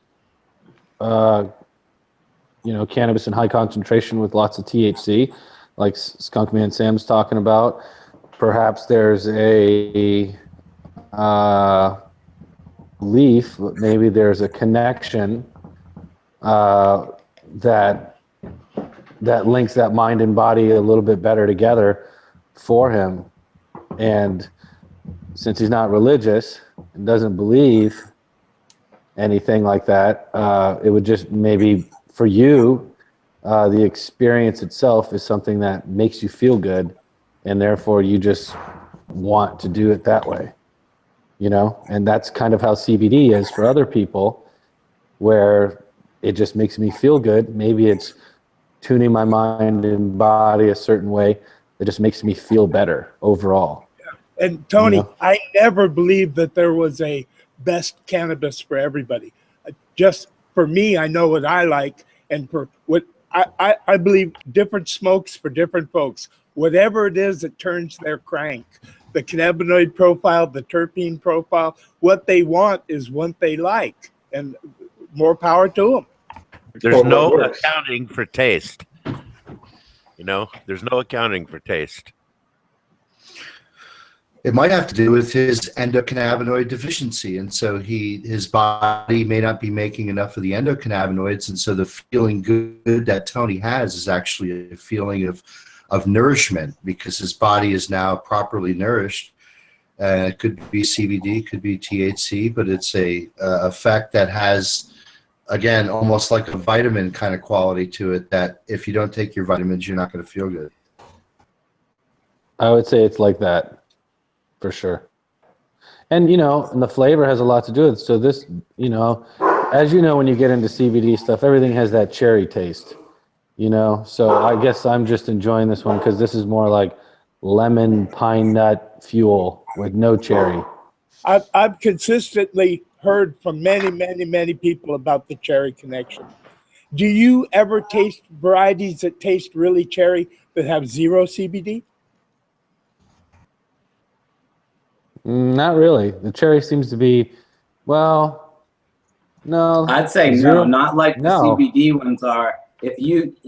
I believe it's a distinctive cultivar that's been circulating around because it's unmistakable. In contests I've taken photos for, be it in the concentrates or in flowers, it is right there. Yeah, it's always something that's inherently there. For this one, that's what makes this one a little bit unique, is that it's not. It's a true blueberry cross with a Afghani lineage, you know. So it's two together. That's not doesn't present the cherry taste, but has a 3-1 CBD perfectly, 3-1 inherently in the flower. So I don't know. This one definitely expresses something different. I like the taste of it though. So the cherry is not per se the CBD is not per se a cherry taste, because you can get high CBD without the cherry taste. But for whatever reason, the high CBD varieties that have been going around here have all had a really strong cherry taste. Yeah, I'd say the high, like this is a 3-1, so this is a nice blend. But every single CBD variety I've had has a cherry taste. I've never, like, somebody's given me a high CBD variety and I was like, oh wow, you always taste it, you know? It's just always there. For whatever reason. Well, you must have the terpene breakdowns on a lot of these high CBD cultivars. It would probably show it pretty clearly what terpenes were reoccurring to create that cherry-esque flavor. And I think in the beginning there was just a few plants that were being used. What was it, harlequin or cataton? I don't even remember the CBD lineage, but it could be very likely that the same genetics were basically used for almost all of it. And so that's why it could all be cherry flavor. Whereas in Afghanistan, if you take seeds from Afghanistan, 25% of them are high CBD, 25% of them are high THC, and 50% of the seeds are 50-50. So if you take those pure CBD ones, they don't have a cherry flavor. Yeah, so that's what happened here. That's interesting. So this is like a blueberry Afghani mixture that's created high resin with no cherry, you know? So I don't know. That's why I'm enjoying it. I keep going to it, and I've got other things. But I like pouring a little drop into my vape pen and just like puffing on it until it's completely gone. You know? Well, there's nothing wrong with that. I like to oh shit. I like to drop it into my nail and puff it through my pipe. So I have you were talking earlier about dry sift. Mm-hmm. And the pressing, there seemed to be like a lot of back and forth online with your post. Which about post? The one you just showed earlier that showed the different times, the different temperatures. Oh, okay, yeah. That's of rosin, not of dry sift. Yeah, of rosin, but the two categories that you brought up, rosin and dry sift, can we go back to that? Sure. Because there's a lot more, and now I'm seeing since last year, you know, maybe we had 1 or 2 people doing the static tech 99% sift, and now there's like 5 or 6 that are popping up with it. And you know, what are people doing out there? Are they just using, like, you know, the DVD tech? Oh, people have used everything, man. People have used paint rollers. Paint rollers.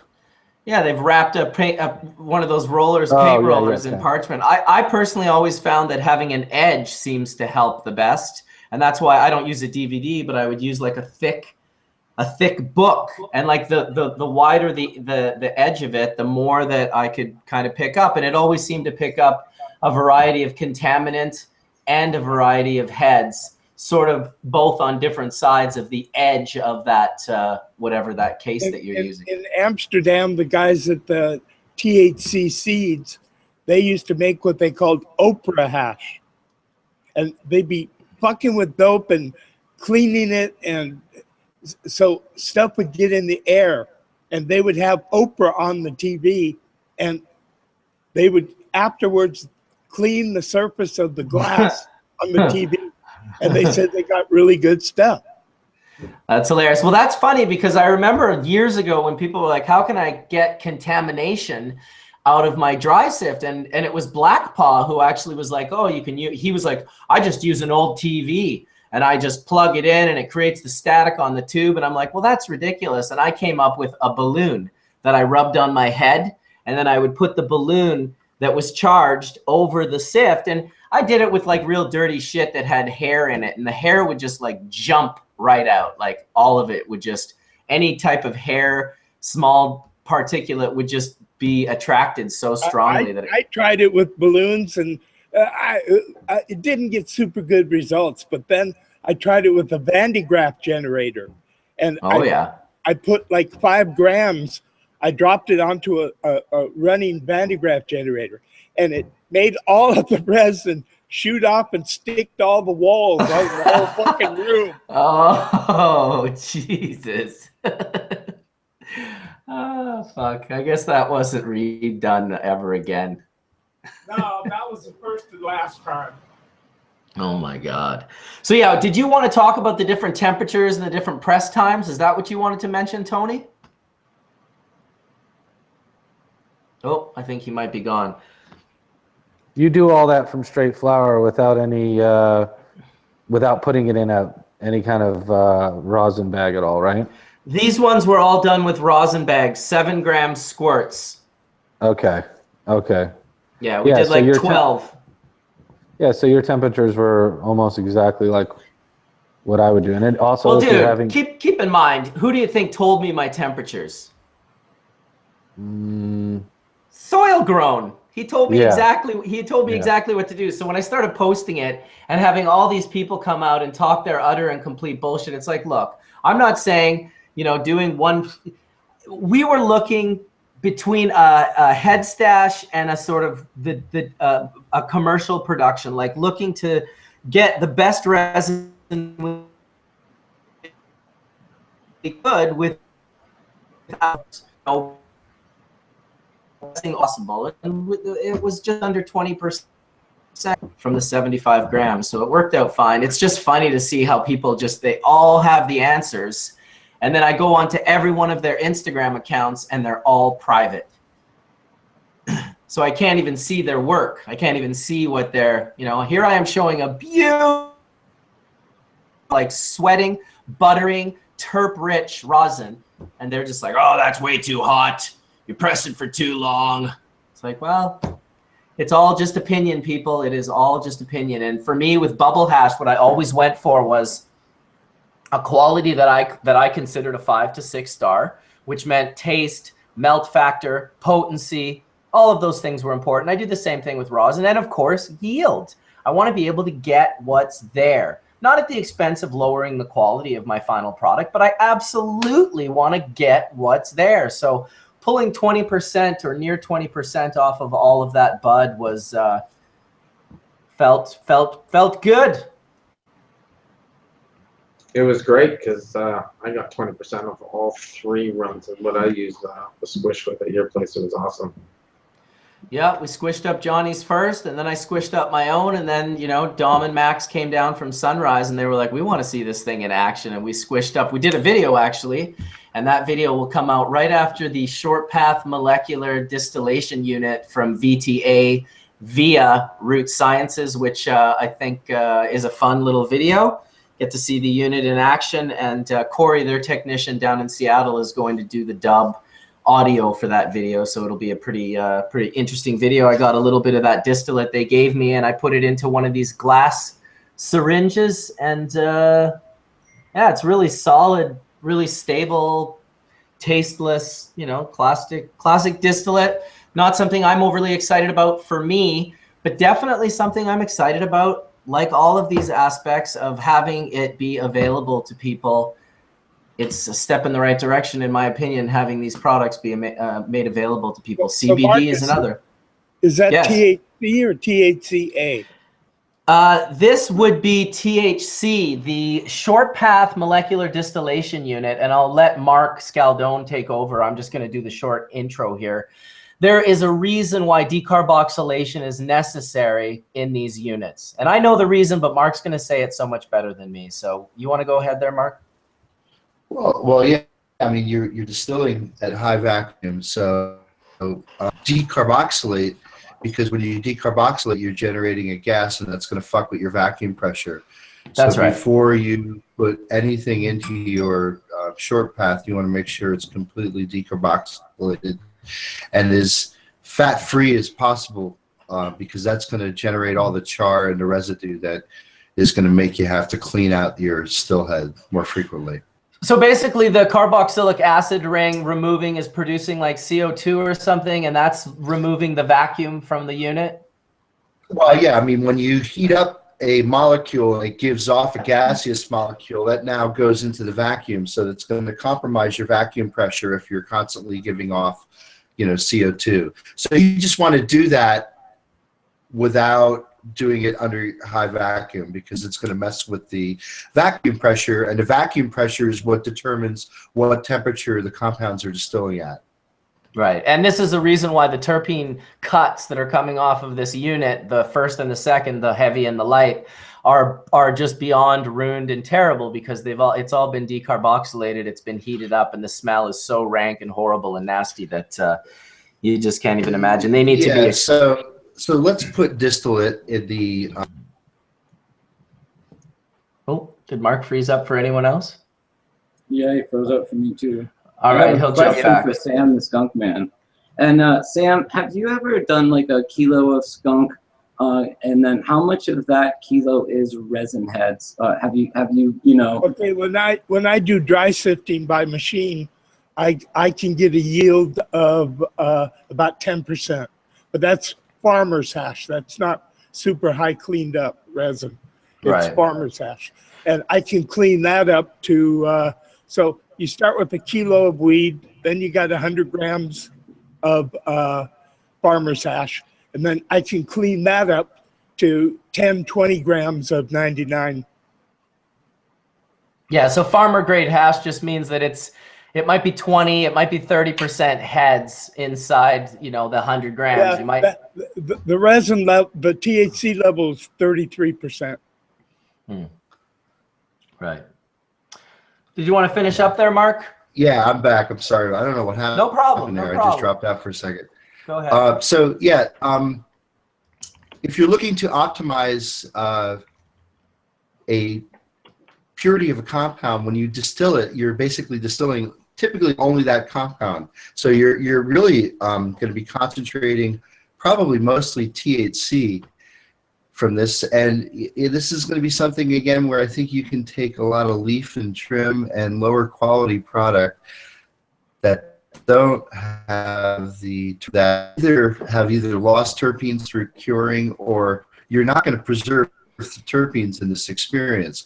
You just want to put into the short path unit a extracted product that's been completely defatted and decarboxylated.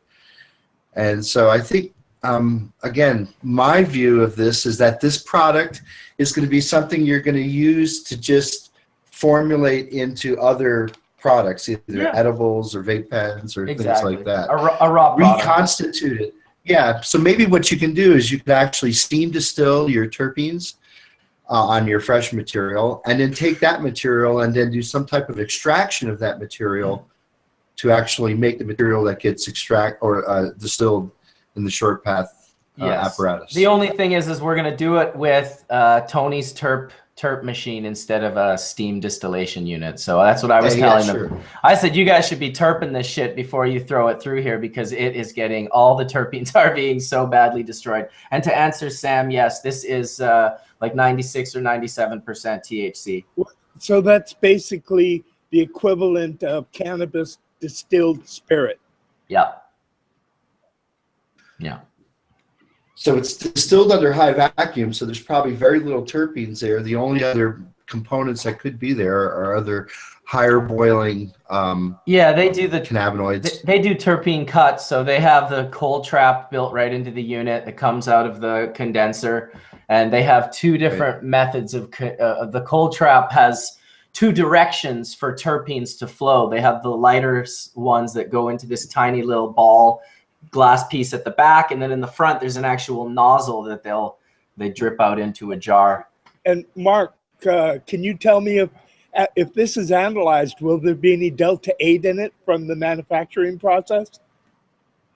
They showed me one printout they had, and it was just THC, CBD, and CBN that was present. Were they looking for Delta 8? I am not too sure. I would say doubtful, but yeah, I can ask them if they want Delta to. 8. You have to look for Delta 8 because when you heat up THC to that temperature, especially if there's a little bit of acid present, it could essentially isomerize to Delta 8. I've seen it happen a lot. Yeah, Delta 8 is more stable. What temperature do you think that would be at? Yeah, when they look at archaeological remains that are thousands of years old and they say they find THC, they're not. They're finding Delta 8. Right. Yeah, and it's going to be a slightly different peak in the HPLC. So they have to, like Sam said, they have to actually intentionally look for it to find it. And I think in terms of its activity, it's 2 or 3 times less potent for cannabinoid binding. Don't quote me on that number, but it's less potent than Delta 9. I don't know anybody who's ever smoked or taken Delta 8.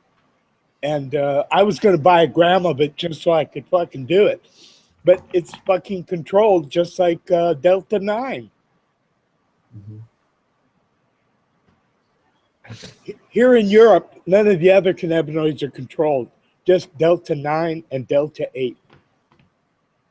Gold Leaf Lab Scientific says if you don't use enough vacuum, you will get Delta 8. Yeah, so that just means you need higher temperature.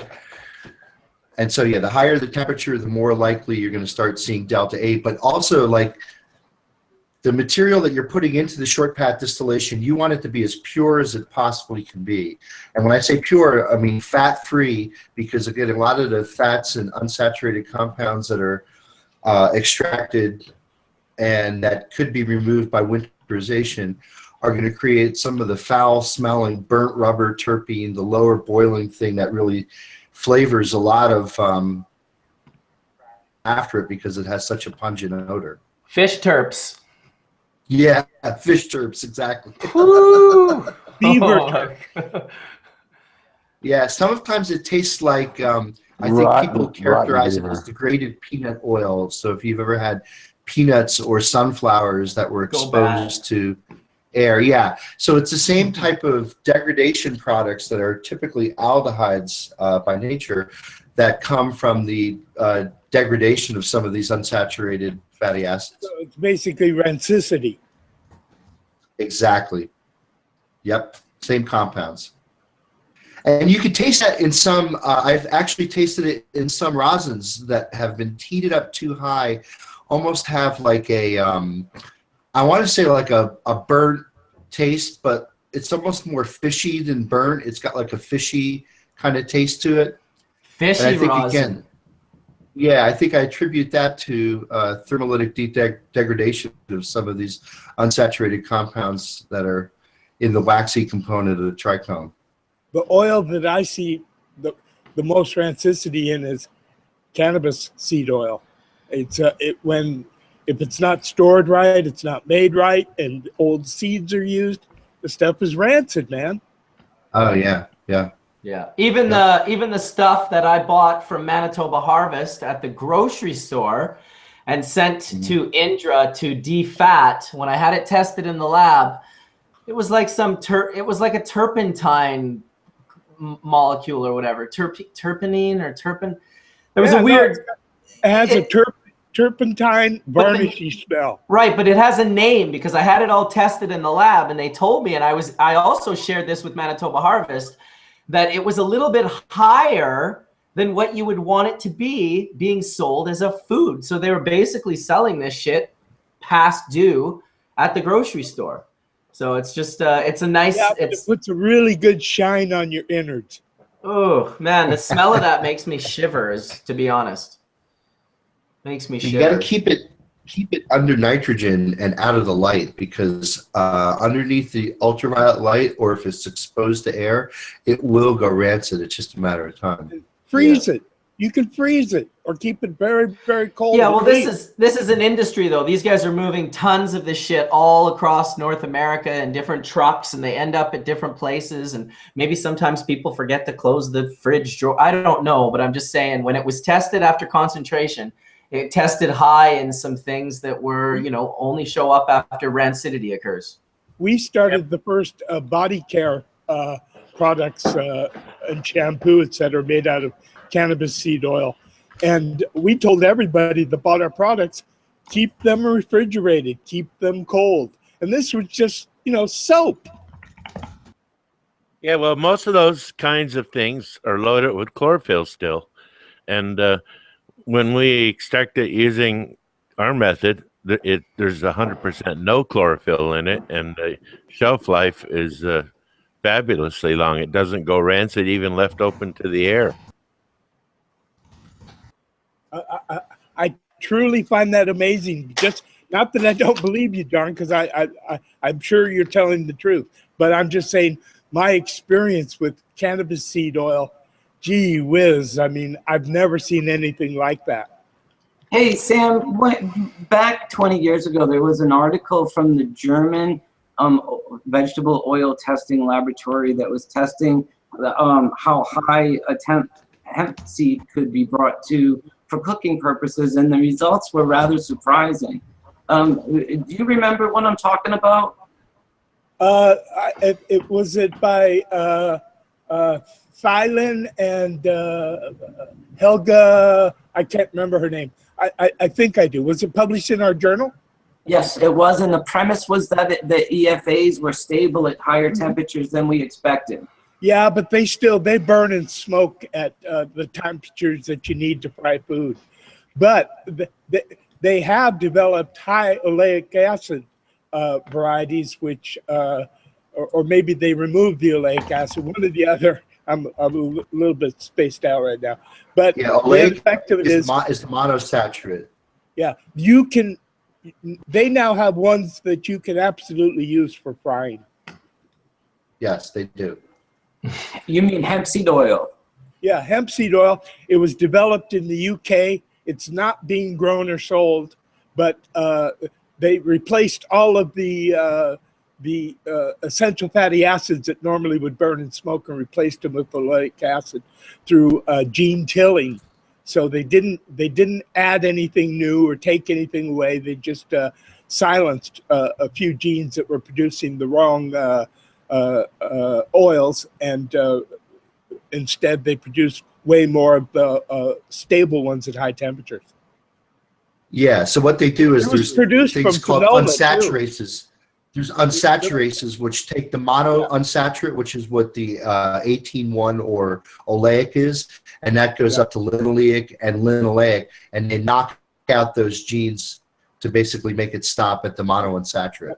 And they produce that variety from Finola, the variety from Finland. And I developed the variety Finola.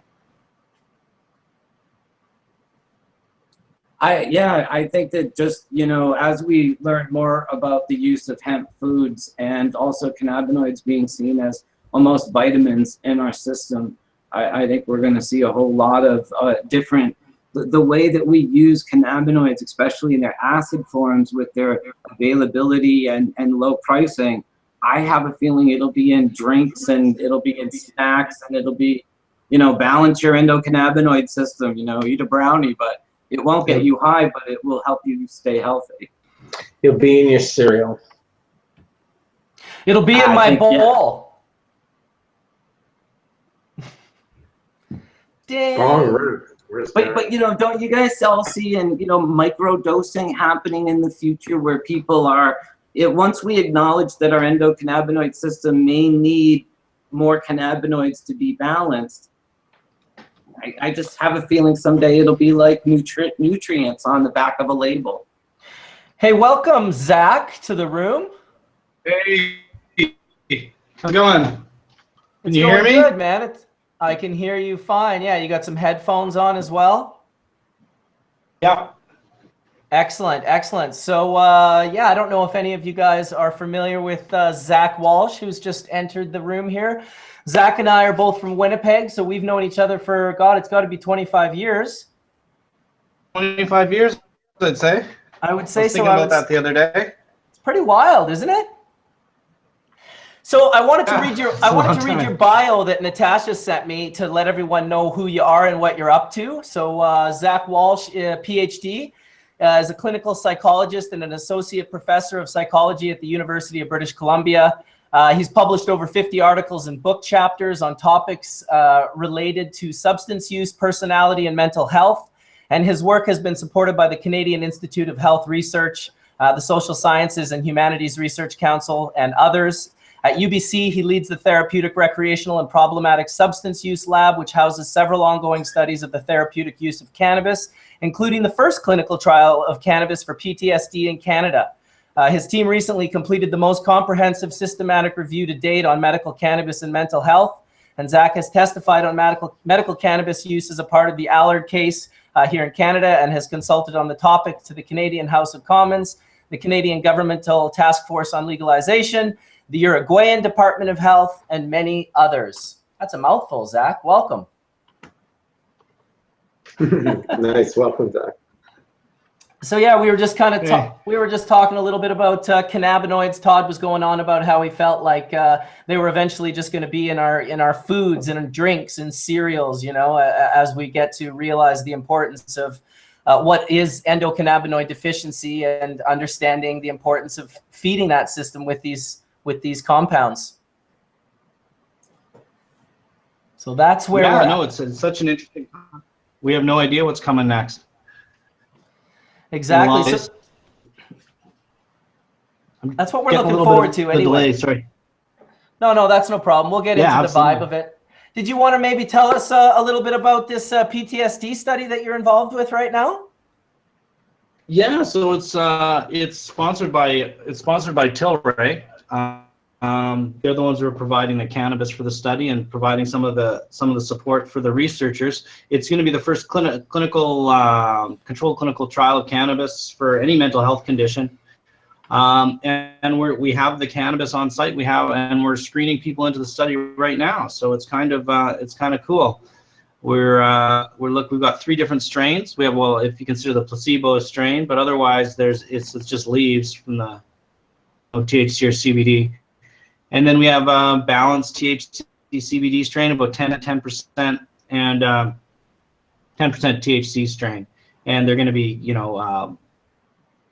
so we don't know who's getting which strain, but we're assessing them on their PTSD symptoms across 3 weeks on each strain, 2 weeks washout in between, and then they go to the next condition. So yeah, we're really excited to get started. We have a study in the U.S. with MAPS using money from Colorado, and we've been kind of racing with them to see who's going to be first. And it looks like I think we're ahead of them because their cannabis has to come from NIDA, and luck with that. NIDA still can't get it together to grow decent quality cannabis after I don't know how long they've had the monopoly. Yeah, well, I mean, I haven't seen every batch of Tilray's herb, but I've definitely been in their gardens and I photographed it, and it was pretty damn beautiful. I saw a few different friends of mine had ordered some of the things and were smoking and enjoying them. So I do also hear, it's tough nowadays because there's so much sort of misinformation a little bit, in the sense that, all of the dispensaries are sort of on one side, all of the LPs are on another side, and you see this division that's occurred with who's going to get to be a part of this this future. But I do have to say, I don't think I've heard of a dispensary laying out some hundreds of thousands to millions of dollars to do any type of studies with the university. So good on Tilray for hooking that up and sponsoring that. I mean, shit, what can you say bad about that? That's an amazing thing. Well, and thank you for saying that about pot monopolies too. What's that? He just mentioned that the National Institute has had monopoly for years, and they still grow shit pot. Yep. And I appreciate him saying that, because that's what happens when big outfits and corporations get a hold of it.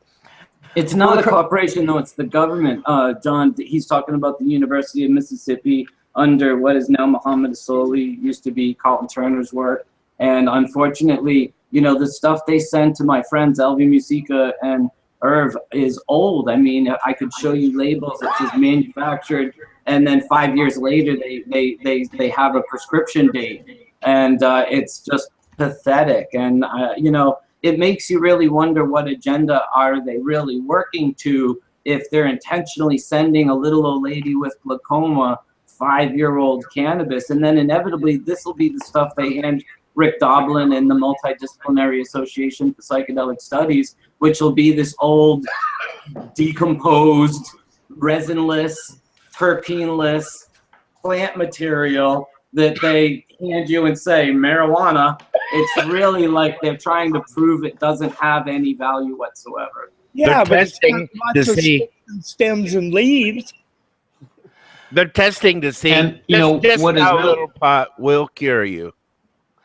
Well, go And ahead, it Zach. still helps Elvi. And the I think all of the it still helps. The two people that they send it to are fanatical about how helpful that crappy pot still is in their life. I just want to add that cannabis is that much of a miracle. Go ahead. Go ahead, Zach.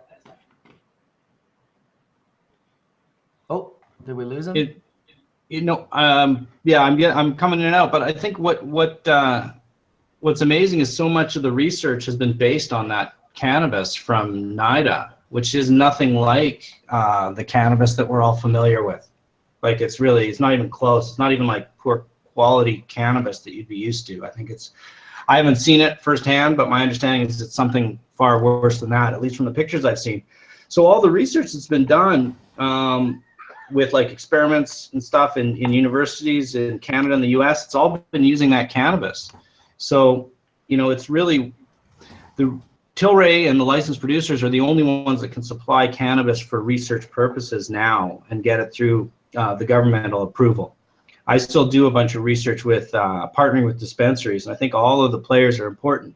But at least now for researchers, there's a way to get decent cannabis to do research with, which is new. I mean, that's new just since the MMPR. Before that, even in Canada, you'd have to get the NIDA cannabis. So it's pretty amazing, beyond the politics of licensed producer versus dispensary. It's just a new world in terms of what researchers can do with human studies of cannabis. They produce those cigarettes like that on purpose. Number one, they purposely grow just medium quality Mexican.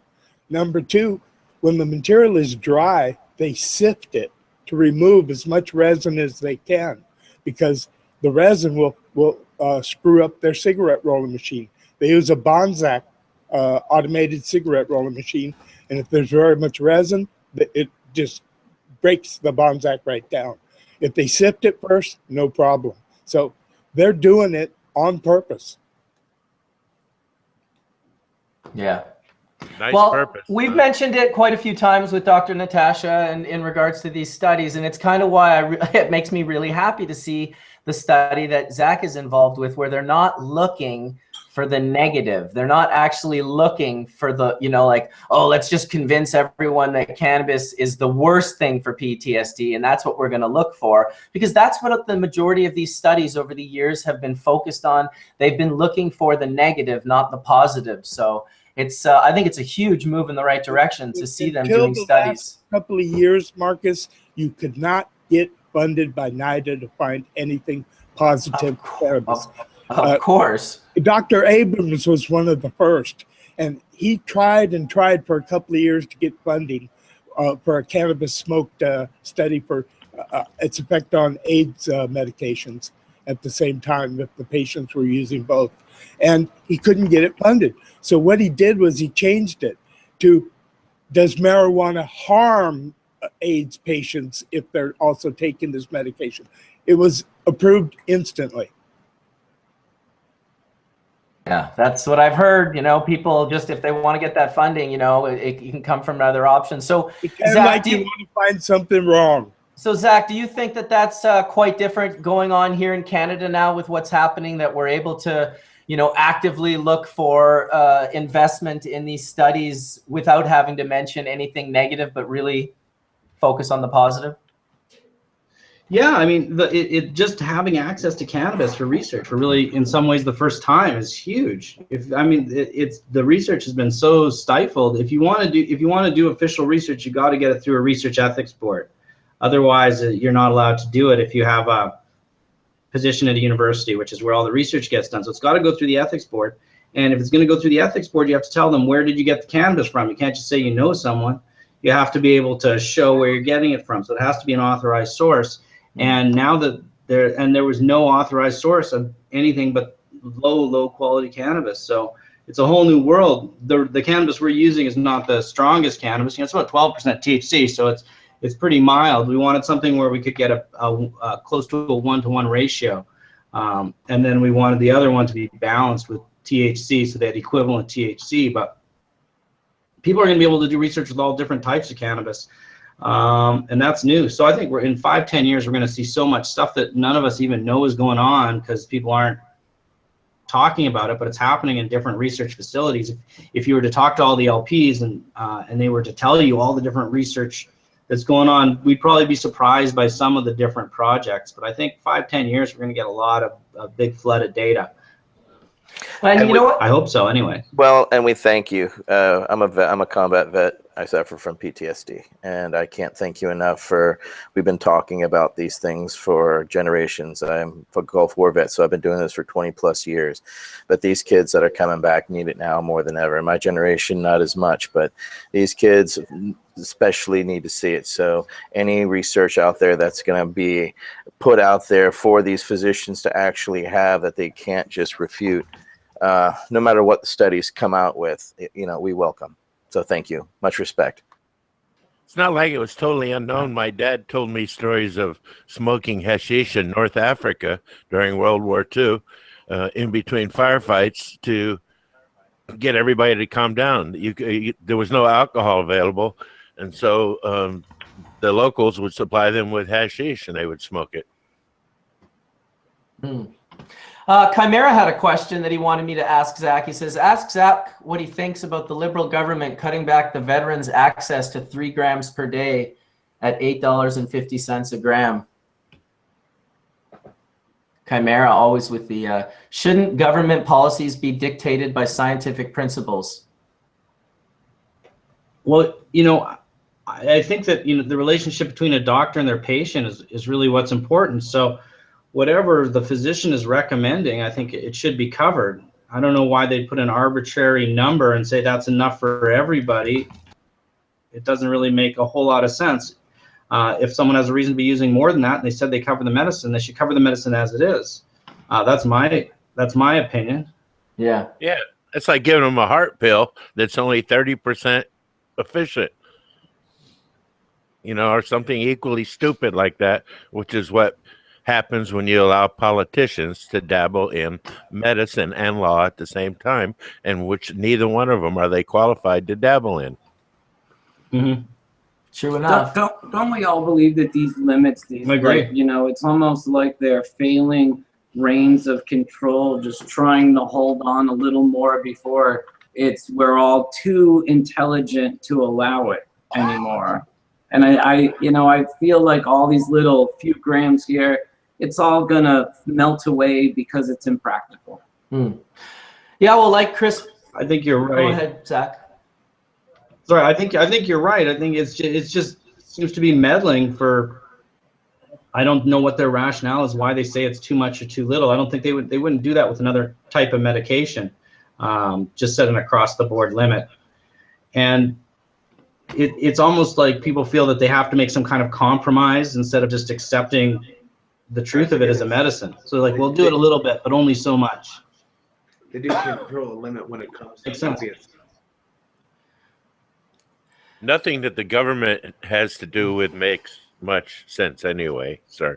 Right. But, isn't this a culture shift we're experiencing too, where people used to believe a lot of the dogma around cannabis? It was bad, it would hurt you, or make children addicted or whatever. But now, we're all got smartphones, we're all got access to Wikipedia and other forms of information. We can sit and read.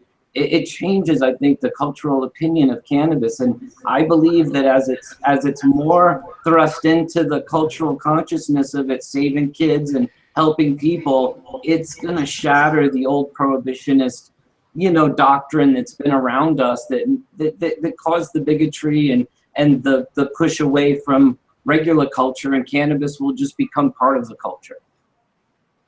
Right. Well, we forced this cultural change. I mean, we've demanded, that there was medical marijuana, and they said, no, you're crazy, you're high.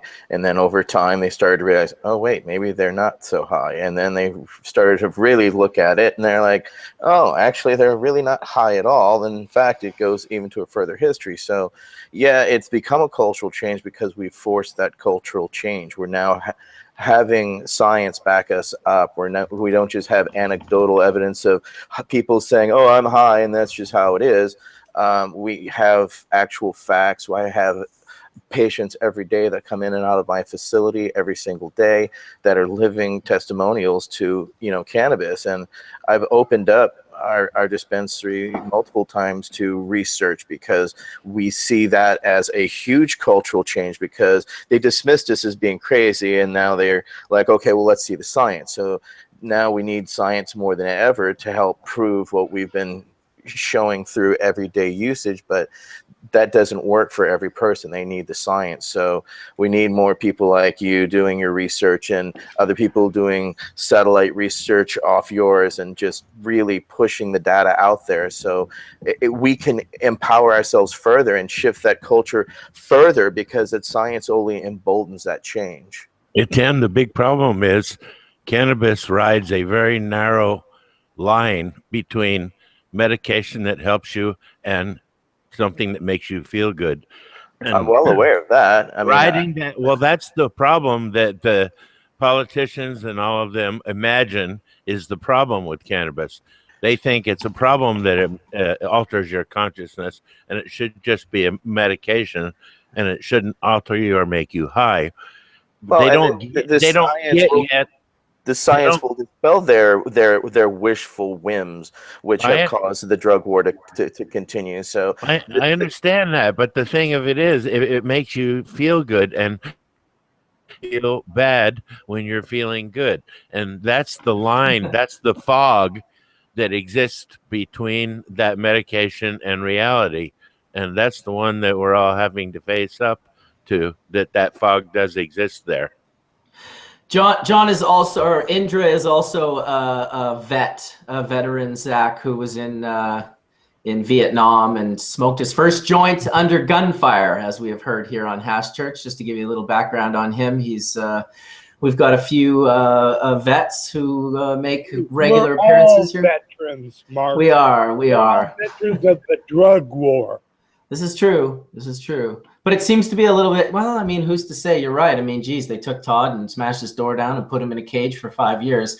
That's pretty fucked up. Like, that is definitely fucked up. Dude, it's funny? For the whole 5 years I was in prison, I wrote it as POW 1107112, and they hated it. But when they'd come at me and they'd say, you're not a prisoner of war, I'd say, what do we call it? The drug what? The drug what? Just say it for me. The drug what? And they'd always get annoyed and walk away. Well, there's no doubt about it that it is definitely a war too. In that sense, Sam is very accurate. I mean, I almost said, go ahead, Sam. I was just going to say, if there's one thing they hate worse than a smart aleck, it's somebody who's right. And proves them wrong. Yeah, well, you're dealing with prison guards too, Todd, so you can't hold them to too high of a standard. I know a twist on that you will like, John. 3 of them, after legalization passed, contacted me. I've been out of prison now like 14 years, writing to me saying, man, I'm a patient now. I'm smoking, I'm retired, and I fucking, and sending you love. And I gotta say, like, they waited like a long time. So in some ways, I met a lot of good people in prison because they're locking so many people up. And a lot of them were soldiers that came over that just wanted to continue their military like pay schedule and grade and be able to retire, and so they took a job, and yeah, they weren't bad people. So it was such a mix of weirdness. I can imagine. I'm sure some of them weren't the best. Welcome back, Zach. Hey. So can you tell us a little bit about, in regards when I read your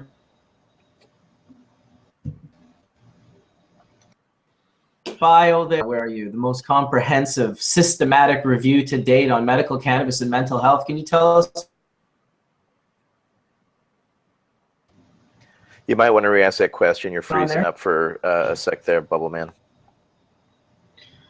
I think I got most of it. Asking to talk a little bit about the review. Yep. Yeah, so it's pretty cool because we did a systematic review. It just came out last week. Got some nice media, some positive media about cannabis and mental health. But what it found was it looked at every article that's been published on mental health and medical cannabis, and then because there's so much stuff on non-medical, we just reviewed the reviews of that. But overall, it's the most comprehensive look at all the literature, and we broke it down by types of mental health conditions. The reason we did it is because I'm a clinical psychologist as well as a researcher, although mostly I do research. And people would ask me, colleagues, what do we know about medical cannabis? Is there a place where I can find it all in one spot? So we're trying to do that, trying to put it all in one spot of what a clinical psychologist or clinical social worker or even psychiatrist might want to know.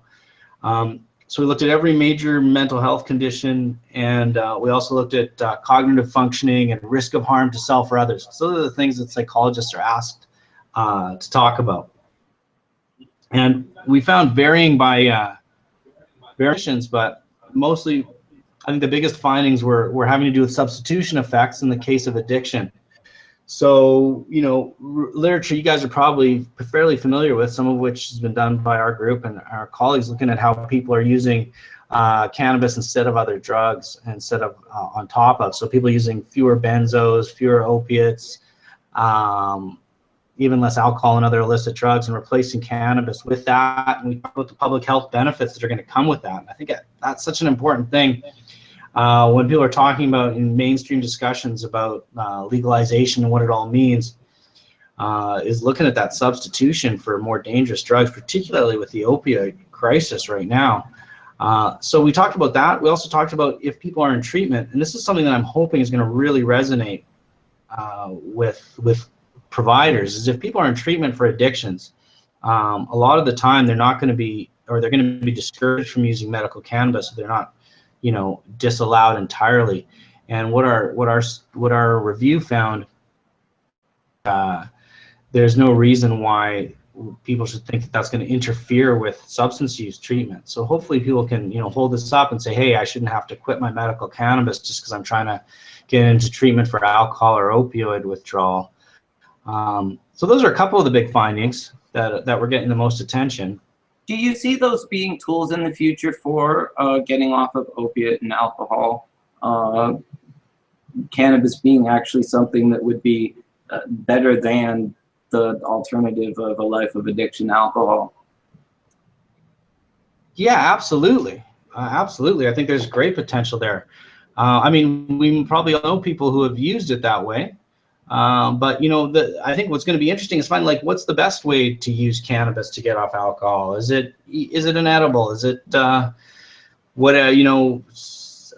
regular throughout the day? Is it at the end of the day? How treat it like, if we're going to treat it like another medicine, then there's regimens of how to use it, and probably vary across people. But I think just taking it, the main take home from the review is that mental health professionals, doctors need to look at this just like any other medicine. It's going to be differentially effective for different conditions, different dosages.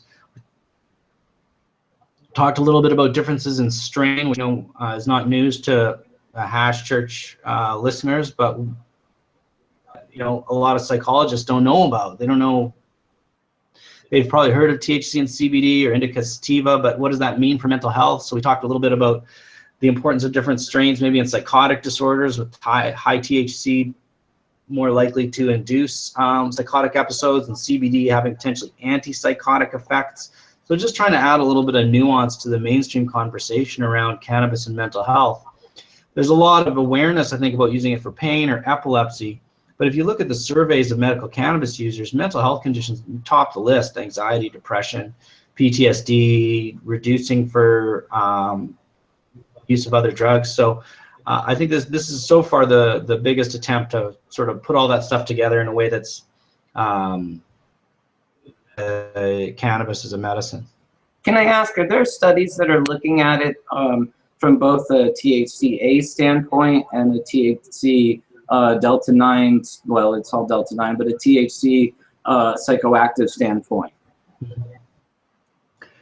Not that I know of. I mean, our study that's looking at THC and then a balanced THC CBD is, I think, the first mental health study to directly look at effects for different strains. And it gets back to what I was saying before. If you wanted to do authorized research with cannabis until very recently, you were looking at using that NIDA cannabis, which doesn't allow you to look at anything, sensitivity. So it's just now where we're going to be able to compare different strains and extracts and all that stuff. So a lot of the patients that are now experiencing or experimenting, I should say, with THC-A in their system, as opposed to, the old school way, which was smoking a joint and, feeling the nausea go away or whatever, which was probably one of the first. They're kind of chartering on uncharted territory in a way. Because even science hasn't caught up to what patients are doing when they're ingesting THCA for, different ailments. Am I correct? You're absolutely right. In terms of the fine effects on behavior, we have no idea. I mean, of course, we know the safety is pretty good. We've got thousands of years of anecdotal evidence showing safety, showing effectiveness in numerous traditions, as you guys all know. But yeah, that fine-tuned Western science approach to differentiating between different types of cannabis and different cannabinoids is nowhere near where you'd even guess it would be, given our scientific understanding. Then my question to you is also, because I remember when I was younger, one of the inhibiting factors of research was that the cannabis was psychoactive. But the truth is that it was not. That they made it psychoactive and then used it as a boogeyman to stop the research and our use of it. But in reality, if we ingest THCA, it's not psychoactive, and we can have this medicinal effect without any of the, it's sacrilege to say to some, but any of the very joyous high involved with the decarboxylated chemical. Mm-hmm. Well, I think it's an open question. It's definitely an interesting one. But I tend to think that, at least with some of the mental health conditions, I would be surprised if the high isn't part of the effect, part of the positive effect. If that isn't part of the cure.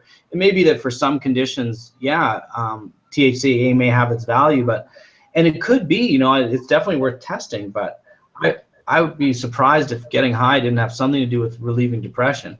Well, when I was a kid and I had cancer, getting high wasn't to me not like getting high, because I was way below normal or happy. I was going through chemo, I was dealing with radiation. My mom was always crying around me. It was a drag. So smoking cannabis brought me a little closer to happy or normal. I don't know what normal was, but it brought me a little feeling, and that euphoric feeling absolutely helped. Ease to unravel disease, if you will. It reminds me of what John said many times in Hash Church, and really said about 5 minutes ago. It's hard to feel bad when you feel good. Well, one of the first studies was done at BPG by Dr. Ryman and found that a majority of patients are actually using medical cannabis to substitute for their alcohol. So that in itself was a start, and then it was replicated up in Canada as well. So there's already studies out there, but they're not necessarily being hindered.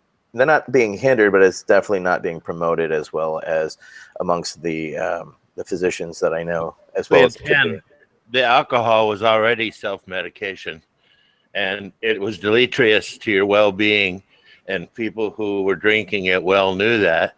And when cannabis came along, instead of being deleterious to your health, it was an aid. So out goes the bottle of booze, and that's what concerns the alcohol industry and the pharmaceutical industry. And both who turned out to be the ones paying the most money against these elections that just happened. Well, too. The one who paid the most money recently was the prison food industry. They just gave an enormous amount of money to the election cause to try to get cannabis legality turned around, because they don't seem to realize the connection between cannabis and prison food. The only way prison food tastes good is if you have cannabis. Hot sauce. I was in the military. It's all about hot sauce. Hot sauce and cannabis. The only way they can get people to eat prison food is by putting them in prison. This is true. This is true. What Sam said. Hey, so Zach, you are also a part of testifying on behalf of the Allard case, correct? Yeah, that's right. I think we ran into each other there. That's right. Yeah, that was the first time I'd seen you in a long time. So yeah, did you want to maybe give Allard was a big case here in Canada, a big part of of us allowing to become to continue on with our MMAR licenses and sort of forcing the government's hand, which is a pretty big deal, you know, when governments make decisions and then the people say, no, this isn't right.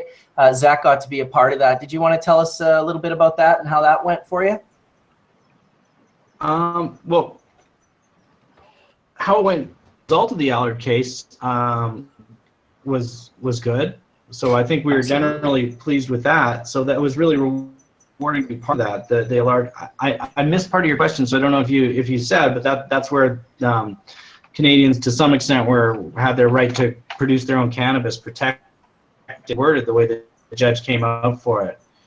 So it was great to be part of that. It was also, you know, part of what I love about doing cannabis research is you get people interested in it and it has an effect right away. So it was great to see it. You know, the reason we were doing it is because we did a study of barriers where we interviewed medical cannabis patients, surveyed them, and asked them about particularly how cost was a barrier to them accessing cannabis other than producing it themselves. So it was great to see the research used that way. I love doing the research and working with medical cannabis community, and overall is one of the more rewarding experiences for me, just to be part of that victory. It's great to have a win, and so it was cool. That was historic for sure. I mean, I was there just as a person to visit and to watch because I wanted to be a part of it, you know, on that level. But to be able to get up there and actually be a real part of why the decision came through the way it did is that's got to be a real honor for sure. It was. I give all the credit to Kirk and John Conroy. Those guys are awesome. Yeah, they absolutely. Anytime I get a chance to see them in court, it's pretty exciting. Yeah, they absolutely slayed the dragon, so to speak. If any of you guys got to be there, I know John was there for a bunch of it. It was pretty impressive to see, especially the few times that Conroy and Kirk just got these guys. That one guy from Health Canada, he got him on the ropes and he just couldn't get off. He was just like, bam, bam, bam, bam. It was an amazing thing to see as a long-time cannabis activist. We got to get politics. It's great when you have the truth on your side. It makes it easier to deliver those blows for sure. You know, I was going to say that when you mentioned how it's contagious when you start studying cannabis and how people really react to it. And that's part of that truth. People react to the truth, and it's so rare to hear truth these days that when you can just back it up, and the truth rabbit hole that is cannabis goes so much deeper than I think any of us know. I mean, in the last just 20 years ago, when my stepbrother got cancer and passed away within 6 months, I had no idea that he could have been eating that and potentially, you know, extending and prolonging his own life. I had no idea. I was under the understanding that, well, you can improve the quality of your life if you're getting radiation and chemo at least. But it's like, see, we got to get politicians out of the medicine business because they're not qualified to speak to it, and yet they do, and they regulate. Just like you said, what if they decided you can only have 20% of your cancer medications this month because we also discovered that it makes you feel good, and we must find a way at all costs to tax happy, and that's one of the big problems in our system. They can't figure out how to quantify and tax happy just yet, because if they could, they would be whacking us with that bill right now. well, it's, you know, it even reminds me, yesterday I went to a little birthday celebration party for a longtime friend. And, you know, I'm the one puffer in the group, although I ended up seeing another guy with a black brimmed hat who ended up being a snowboarder and a puffer. And we end up downstairs, you know, and it's like, oh, there's kids, you better go outside. Oh, this isn't far enough, turn out the light. Can you go under the deck? Oh, we're in the rain. Everyone's upstairs consuming alcohol, this poison that is this huge tear on the social fabric that is mankind. I'm not dissing it. I'm like, go ahead, enjoy. But it's always been that way with the pot smoker. It's like, can you go in the bathroom? Can you go out back? There's a garbage can around back, go behind that.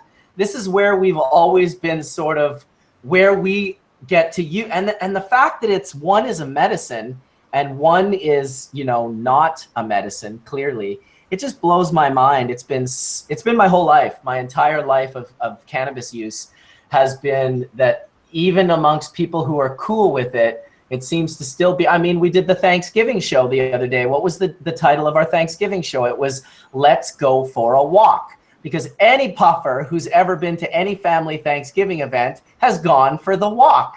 And so that's why we called it the Let's Go for the Walk. It's just hopefully more studies, more normalization. I like the normalization of cannabis. I want it to be in the cereals. I want it to be in the drinks. I want tons of university studies to be uncovering incredible discoveries. It's like, how big does this mine go that is cannabis? We're talking about one of the folks was talking about using it instead of alcohol, and we have a study, it's not published yet, of university students and talking about, you know, binge drinking is a real thing on university campuses with undergrads. And they talk about how they use less alcohol when they're using cannabis. It doesn't make them crave alcohol at all. And we have a bar on campus. A lot of campuses do. And I'm just waiting for when we're going to have a vapor lounge on campus. Because I think that's where really this is supposed to be a scientific institution where we're on realistic assessments of risk, etc. So why should, you know, I think you could argue there shouldn't be a bar on campus, but if there's going to be a bar on campus, people should at least be offered a safer alternative. If they want to business, we should have a vapor lounge on campus. And I think maybe that'll be where that normalization starts, because then they can go home with their kids and say, hey, kids, this is not for you, this is for us, just like they do with alcohol. That's a great idea. You don't have to hide it. You don't have to lie about it. All you do then is teach your kids that drug use is something they're supposed to hide from their family members.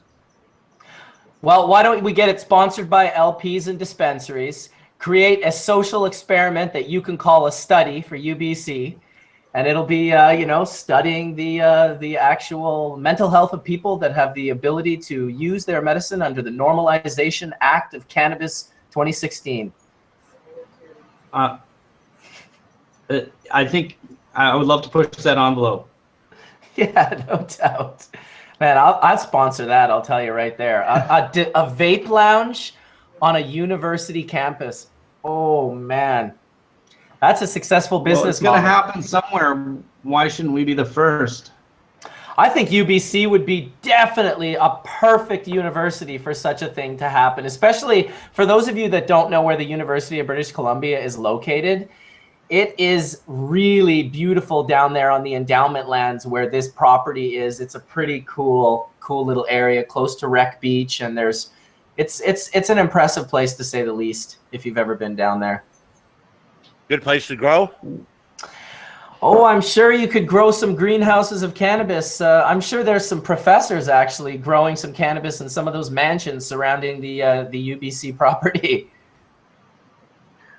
Well, you know, there's definitely all kinds of botany going on there, and experimental botany. I know that there's a number of botanists who are interested in it. There's all through the when you start to open it up around the university, a lot of people are interested in the endocannabinoid system. Whether or not they're interested in herbal cannabis and humans, but if you start to broaden it out, there's a lot of people who are interested in the plant. They're interested in animal stuff. So I think we could easily down the road have a cannabis wing of the university, and maybe that's where you'd house the vapor lounge. Well, it's actually already started with Jonathan Page at the Nandi Labs, located on the university. I remember. He does some very interesting stuff. I remember University of California, Davis campus in the early 80s. Is that UBC as well? Where the mycology labs were rife with mushroom growing. Oh, yeah. Well, there's no stopping the fungi, you know. They just, they don't even try. That's why I think even Prohibition, making mushrooms illegal, I always remember it being, yeah, they're only illegal when you dry them. I was going to ask, Zach, are you guys looking at any future I'm like trying to get... Hello? Are you looking at any future research with opiate addiction and cannabis withdrawals and stuff like that? Because you dealt with the addiction. I know you got a lot of research on that. Absolutely. So actually just working with Eden Dispensary in Vancouver now with providing, they have a program where they're providing edible capsules for people who are on methadone and seeing if it can reduce their methadone use. And we're partnered with them to look at the results and help interpret them. So that's that's something else that's just underway. That's another government medicine. Another government medicine, yeah. Well, I'll tell you, I did Methadone, that's as bad as heroin. We did the experiment about 20 years ago with my friend who was just making too much money and not doing enough anything. Ended up addicted to crack. He ended up on heroin. He was just going down a downward spiral fast, living in this beautiful apartment, playing music, but just doing all the wrong drugs. And it got really bad. Like, it got a hold of him to the point where he was scared. He was in his 50s at the time, and or late 40s. And he came up with this on his own.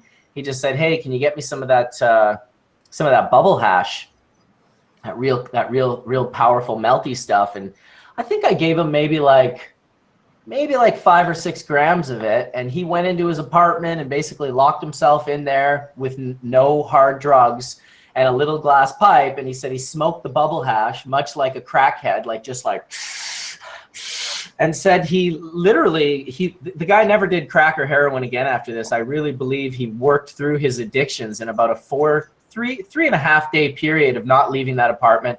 Definitely went through some nasty withdrawals, but said he got higher smoking that hash, the way he was smoking it, than what he was getting off of those substances. And it was a part of what really kind of first freaked him out, but then allowed him to get off of it. And that was, you know, smoking smoking a ridiculous amount that would give normal people anxiety attacks, seemed to quell his addiction that was, you know, coming out as anxiety.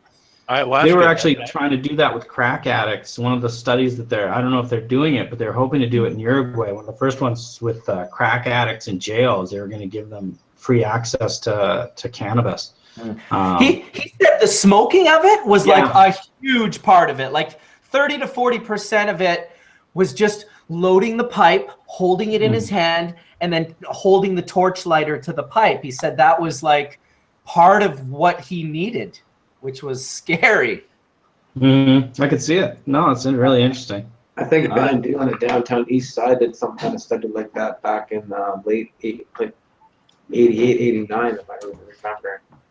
I think anytime you can use a benign substance to get someone off of a fairly deadly substance is a pretty big win. It's terrific from a public health perspective. And some people will say, hey, you're substituting a drug for a drug. And those people are ridiculous. Those are the same people that are worried about AIDS patients, having bad cholesterol because of the food they're eating from the munchies that they've gotten from increasing their appetite. That is the most insulting and ridiculous thing to worry about from a person who is suffering from wasting syndrome. I love that chain of events you just put together in order to get to that point. But you know, in Brazil, if you successfully complete a number of ayahuasca takings and you're in jail, if you graduate from, I don't know how many it is, 10 or 12 sessions, and the shaman says you're good to go, you can get out of jail. Can I ask, doesn't the endocannabinoid system somewhat prove how ridiculous we're being when it's not really replacement? It could be part of the function that we need. It'd be like denying people vitamins and minerals and then being like, why aren't you healthy? Well, and telling us that we're replacing a drug with a drug when literally 80% of pharmaceutical medications are mimetics. They mimic the endocannabinoid system, what's going on in there with cannabinoids. So it's like, isn't that exactly what most of these drugs are already doing? Replacing a natural benign one with very little side effects aside from euphoria and feeling pretty good with ones that are much more complex and offer all sorts of different side effects that are much more detrimental than sometimes the thing that you're taking the medication for. Let's face it, if you take something more than 3 times in a row, you're hooked. The whole concern about something that has positive side effects, whereas, you know, if something has negative side effects, a physician will tell you to stick with it and to stick to your medication. But if something has positive side effects, they become super concerned and think you should avoid it at any cost. I really don't understand it. It's just like kind of some kind of philosophical difference that people must have, because it doesn't make any sense to me. Well, as many doors as we've pushed through, it's still not quite open. And the fact that you can get away from the governmental herb and, you know, they're all little steps. The fact that, you know, everyone in California can grow 6 plants, little steps. So huge. That's going to be so huge. People don't understand how huge that is. This is like 40 million people, man. Do 40 more people than ever had before. It's more than everyone else combined. By a lot, including, like, I think including the population of the Netherlands and the legal states. It's really big. It seems such a huge step, even though it's not the first. It's just such a big one. Well, don't you feel like, in the sense, we're at an infantile state when we're really not studying the chemical and the way that the people are using it, which is in the THCA and the decarb form? So science isn't really even it's a weird time where we are teaching our doctors, and it's like, I think that everybody listening needs to kind of realize that they're responsible to go out, and if you're using cannabis beneficially, you should share that information with your physician and the people that are treating you, so they better understand this for the greater good of us all. Hey, you guys, I got to get out of here. It was a real pleasure being on the show. And I'd love to come back sometime. Great to see you, Mark. You're always welcome, Zach. Thanks for coming out as well, and we will stay in touch. I want to be in touch with you for sure. For sure, man. Take care. See you guys. Have a good one. Too. Right on. Well, that was nice to, you know, I was a little bit, I'm not going to lie. I woke up, I checked my first email, and it was Rob. It must have been so hard for Rob to write that email, especially with the conversations we've had and this sort of like, I hate announcing people because they don't show up. But poor Rob had a friend pass away and wasn't able to make it today. But when I read that this morning before the friend passing away, I was just like, oh, because I was so looking forward to Rob's presentation, and you should as well. It's going to be a smoker. I'm not sure if he's going to make it next Sunday or the Sunday after, but I'll definitely announce it and let everybody know. I know Chris Bennett came in this morning with the sole purpose of checking out Rob, but he really sort of helped us out, kind of create the morning conversation. Of course, it got into religion, which is hilarious. I swear one day we should just do a whole show on religion, politics, and vaccines and see if any of us ever talk to each other again. Oh, fuck, I love you guys.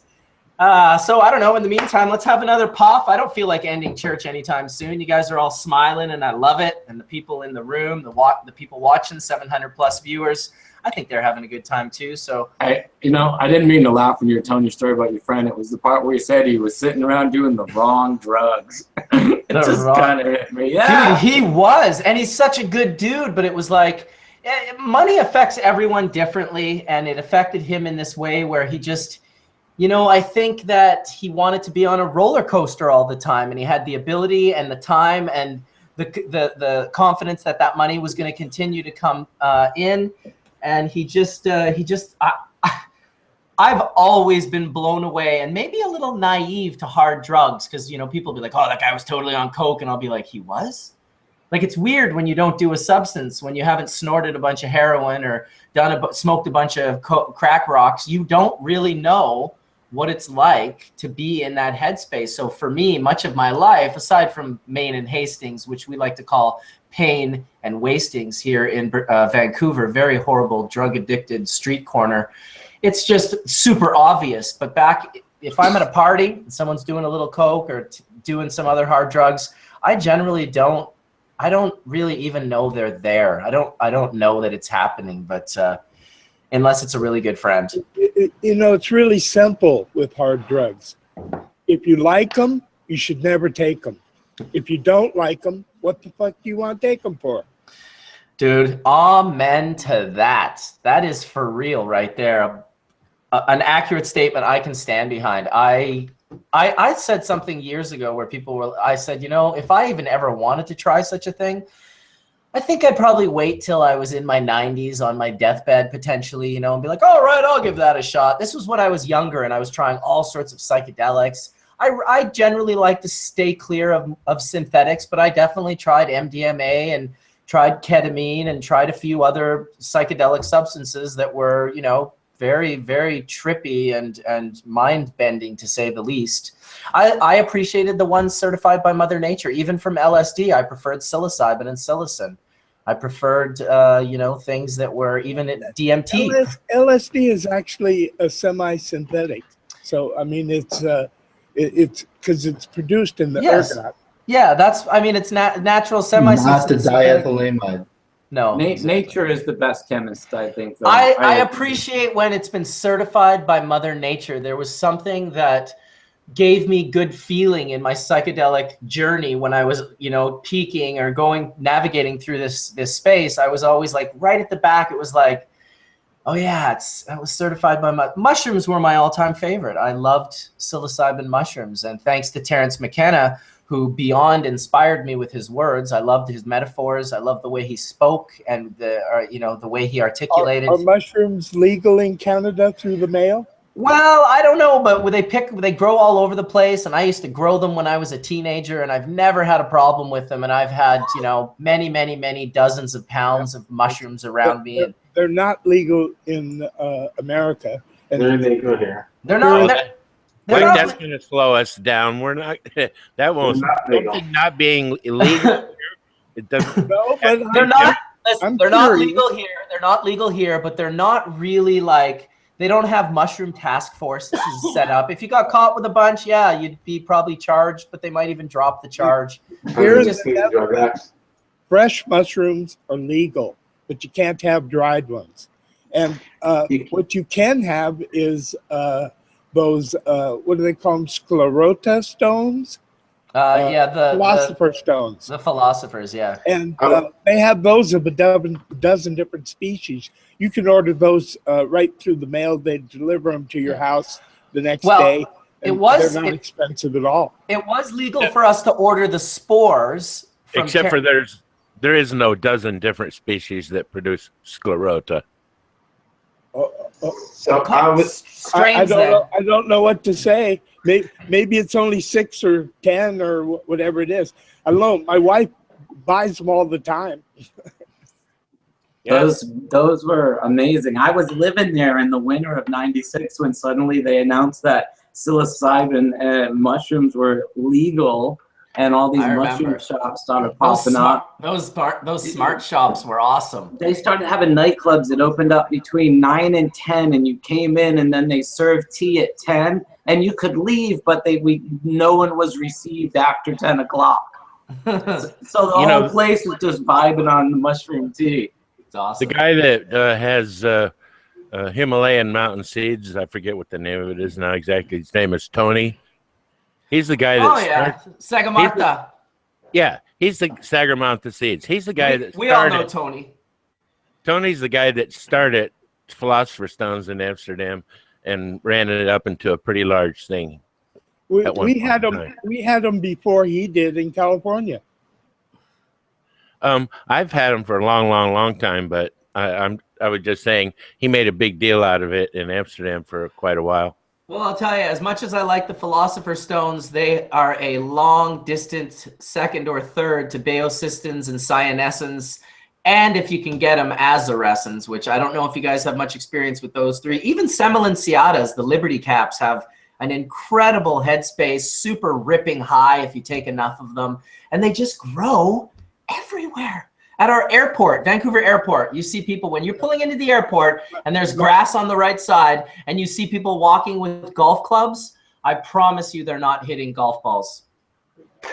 See, and I was told once by the RCMP that I was allowed to carry them and have them, but once I put them into a bag, it was illegal. So that's why we always pick and eat. Well, the bag says you're collecting. That's, they use the mincing of words in the law to protect you from yourself, or so they say anyway. I was collecting some baeocystins, which are, if you don't know about them, look them up. They contain baeocystin and norbaeocystin, which are fairly hallucinogenic properties. They really create visual effects, this particular mushroom. And I was out on a cow patty pasture in Maple Ridge, picking on our regular spot where we picked semolinciatas in large amounts, and I found these baeos, and they were just on the other side of this little fence. And the fence kind of was like to keep the cows in this area, but it went down and it was much lower. So I leaned over to pick these two little baeocystins, and I didn't see the wire that was going across the top of the fence that was electrocuted, like that was powered by a battery. Fuck, it got me right on the bridge of the nose. And I'll tell you, man, I'm sure it wasn't that powerful, but it was powerful enough to for me to fall back onto my back and see stars. And it was just a funny thing. You got to imagine too, it's like 5 in the morning because we're on people's properties and we shouldn't be there. So did you finally pick them or what? Oh, fuck. Not only did I pick them, I ate them while my face still hurt. So, John, my wife just looked at her little booklet and she says she can get 6 different kinds of sclerotostones. Yeah, that's right. There's 6 different kinds of mushrooms that produce them. And the mushrooms that Mark was just talking about that grow above the ground are the Liberty Caps, but they're the species that Terrence McKenna isolated in the Georgia and Florida area. And they grow the sclerota. Then after you empty the jar out and clean all the sclerota, you spread the rest of the mycelium down and case it, and then they produce those little Liberty Cap mushrooms, and in great quantities. But when they dry up, that you need 20 of them to be a quarter of a gram. Yeah, the baeocystins were a little bit, they looked more like a stunzy, which is not a very powerful mushroom, one that we're not very excited when we find them and pick them, but very much bigger than a semolinciata. The Liberty Caps are tiny. They look like hairs when they dry with the little bell cap on top. Sounds like the Balinese paniolus. Paniolus. They were about like 1 mic each when they were dry. They look a lot like semolinciata. Those paniolus that you just mentioned look almost identical, except they're lighter in color than semolinciata. Well, there's another paniolus that's not that small. There's lots. Paniolus subalteus is a superb mushroom, and that gave me one of the strongest trips I'd ever been on. But it was good. It was a good sized mushroom. You could just eat one. The ones I used to eat in Bali, I've eaten 100 many times. I've eaten 200 a few times, fresh. Another one is Germanica that has just been discovered, I think, in the last 4 or 5 years, that has really high concentrations of psilocybin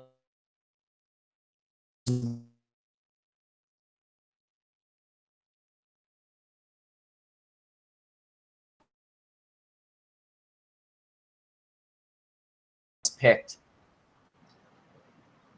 I love mushrooms. I'm not going to lie. What's not to love about them? Well, I mean, you said it, man. The logo's right there. They grow out of a turd.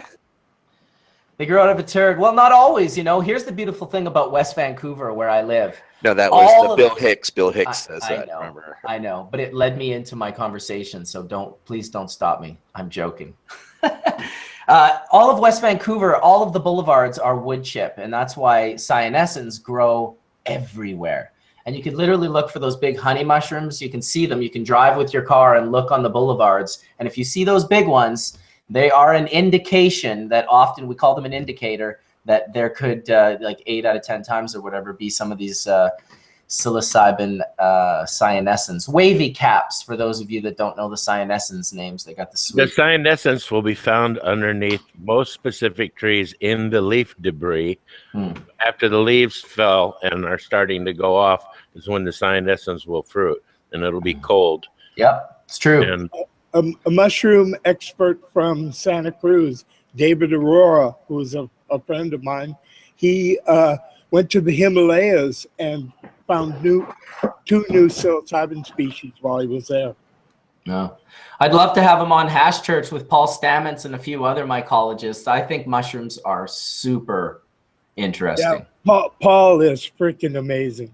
Paul blows my mind and makes me want to do a standing ovation after he's been talking for 2 minutes. No joke. Yeah. He talks good stuff.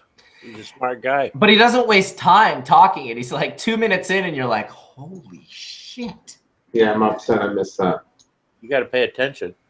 You got to pay attention the whole time that guy talks, and he's not slowing down. He's consistent. He just goes, and that's it. You better listen. That's why I recorded the last talk he did, handheld in my hand, no tripod, just holding my camera, trying not to shake or move. Yeah, he's been saying it for a long time. He has, but it has changed over the last 20 years. It has evolved into this incredible talk. If you haven't seen it, go Google, one of Paul Stamets' talks. I have one up on my channel, his most recent one, and it's talking about saving the bees and like recreating our ecosystem. It's incredible. He's a smart guy. I met him 35 years ago in a little cafe for breakfast one morning with his wife and kids. When he looked like a super tripper with the big long black hair and the big beard? Well, he was starting to change into responsible dad. Oh, nice. We were talking about our favorite kinds of mushrooms, and he was doing a lot of the looking over his shoulder before he said anything. Of course, we had just met for the first time too, so he was probably trying to decide for himself, was he going to get busted in a few minutes?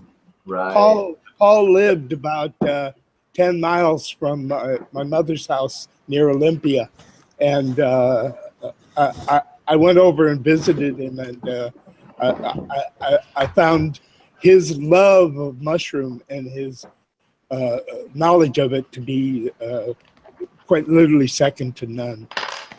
I agree. I felt the same way. I never got to spend as much time with you as him, but meeting him was definitely a high point in my life. Would have been up there with meeting Terrence McKenna as well. This is his latest book that he, I went to this with Natasha and her husband, and he signed it up. It was a gift. He gave everyone in the audience, had a sticker under their chair, like 50 people out of 200 or whatever, and he gave one of these books, which is Mycelium Running, How Mushrooms Can Help Save the World.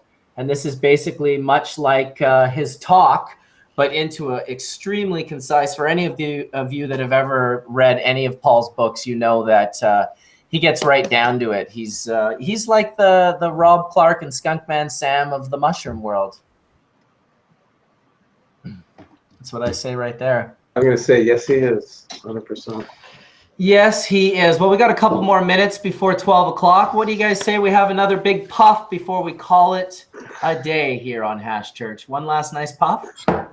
Doing some bubble hash, of course. And then I'm going to put some dry sift on top of that to top off a nice sifty sundae. Oh, excellent. I'm going to be working on some sift today. Excellent, excellent. Good on you, Johnny B. And hopefully I'll see you this Tuesday, and we will film a Puff Wednesday. I missed you this Puff Wednesday up in Whistler. I was, coming back from the birthday weekend. Did you see I uploaded it? It was opening day at Whistler. It was a pretty fun one. I got to get you up there one of these times. We will definitely do that this year. I got the Argo in the front yard, all cleaned up, running, everything. Oh, are we gonna go Argoing next Tuesday? Well, there's a problem. My gasket kind of blew. I'm gonna have to take the thing off and put a part on it. So it's not quite running. No, it's driving. All right, it's just making a really loud sound. All right, that reminds me of Rick James when he's like messing up Eddie Murphy's couch, and then they're asking him about it, and he says, "No, I wouldn't mess my feet up on someone's couch. Who you think I am? Yeah, I did that. I messed his couch up with my dirty feet."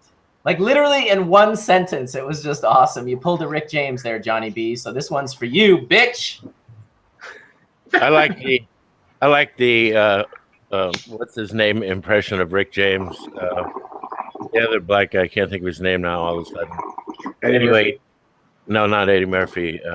Chappelle. Chappelle does a Rick James imitation that is absolutely fucking crazy. That's what I was talking My name about. is Rick James, bitch. Dude, trust me, Chappelle is the king. I'm so happy that he did fucking Saturday Night Live. He's one of my favorite comedians. And the fact that he's doing now 3 new original Netflix, 2 that have already been filmed, and 1 that'll bring back some of his skits from Chappelle's show. I'm not going to lie. Like, comedy makes me feel good and laughing makes me feel good, and I can never get enough of it. And that's the one sort of type of entertainment that I really appreciate. Good comedy, like listening to Bill Burr or listening to Bill Hicks or Mitch Hedberg or, a huge variety of these guys. I look forward to Chappelle's new comedy shows, that's for sure. Works the same way a good joint does. You just feel better afterwards. Yeah, and maybe a little sore too from laughing or coughing. Gets the dopamines flowing. Dopamines are flowing. Listen, guys, I want to thank everyone for coming out. As always, episode 114 was a blast. Thank you, Etienne, for showing up early. Mr. Todd McCormick for turning red and coughing right at the end. I do appreciate that. Mark Scaldone, sorry I sent you the link late today.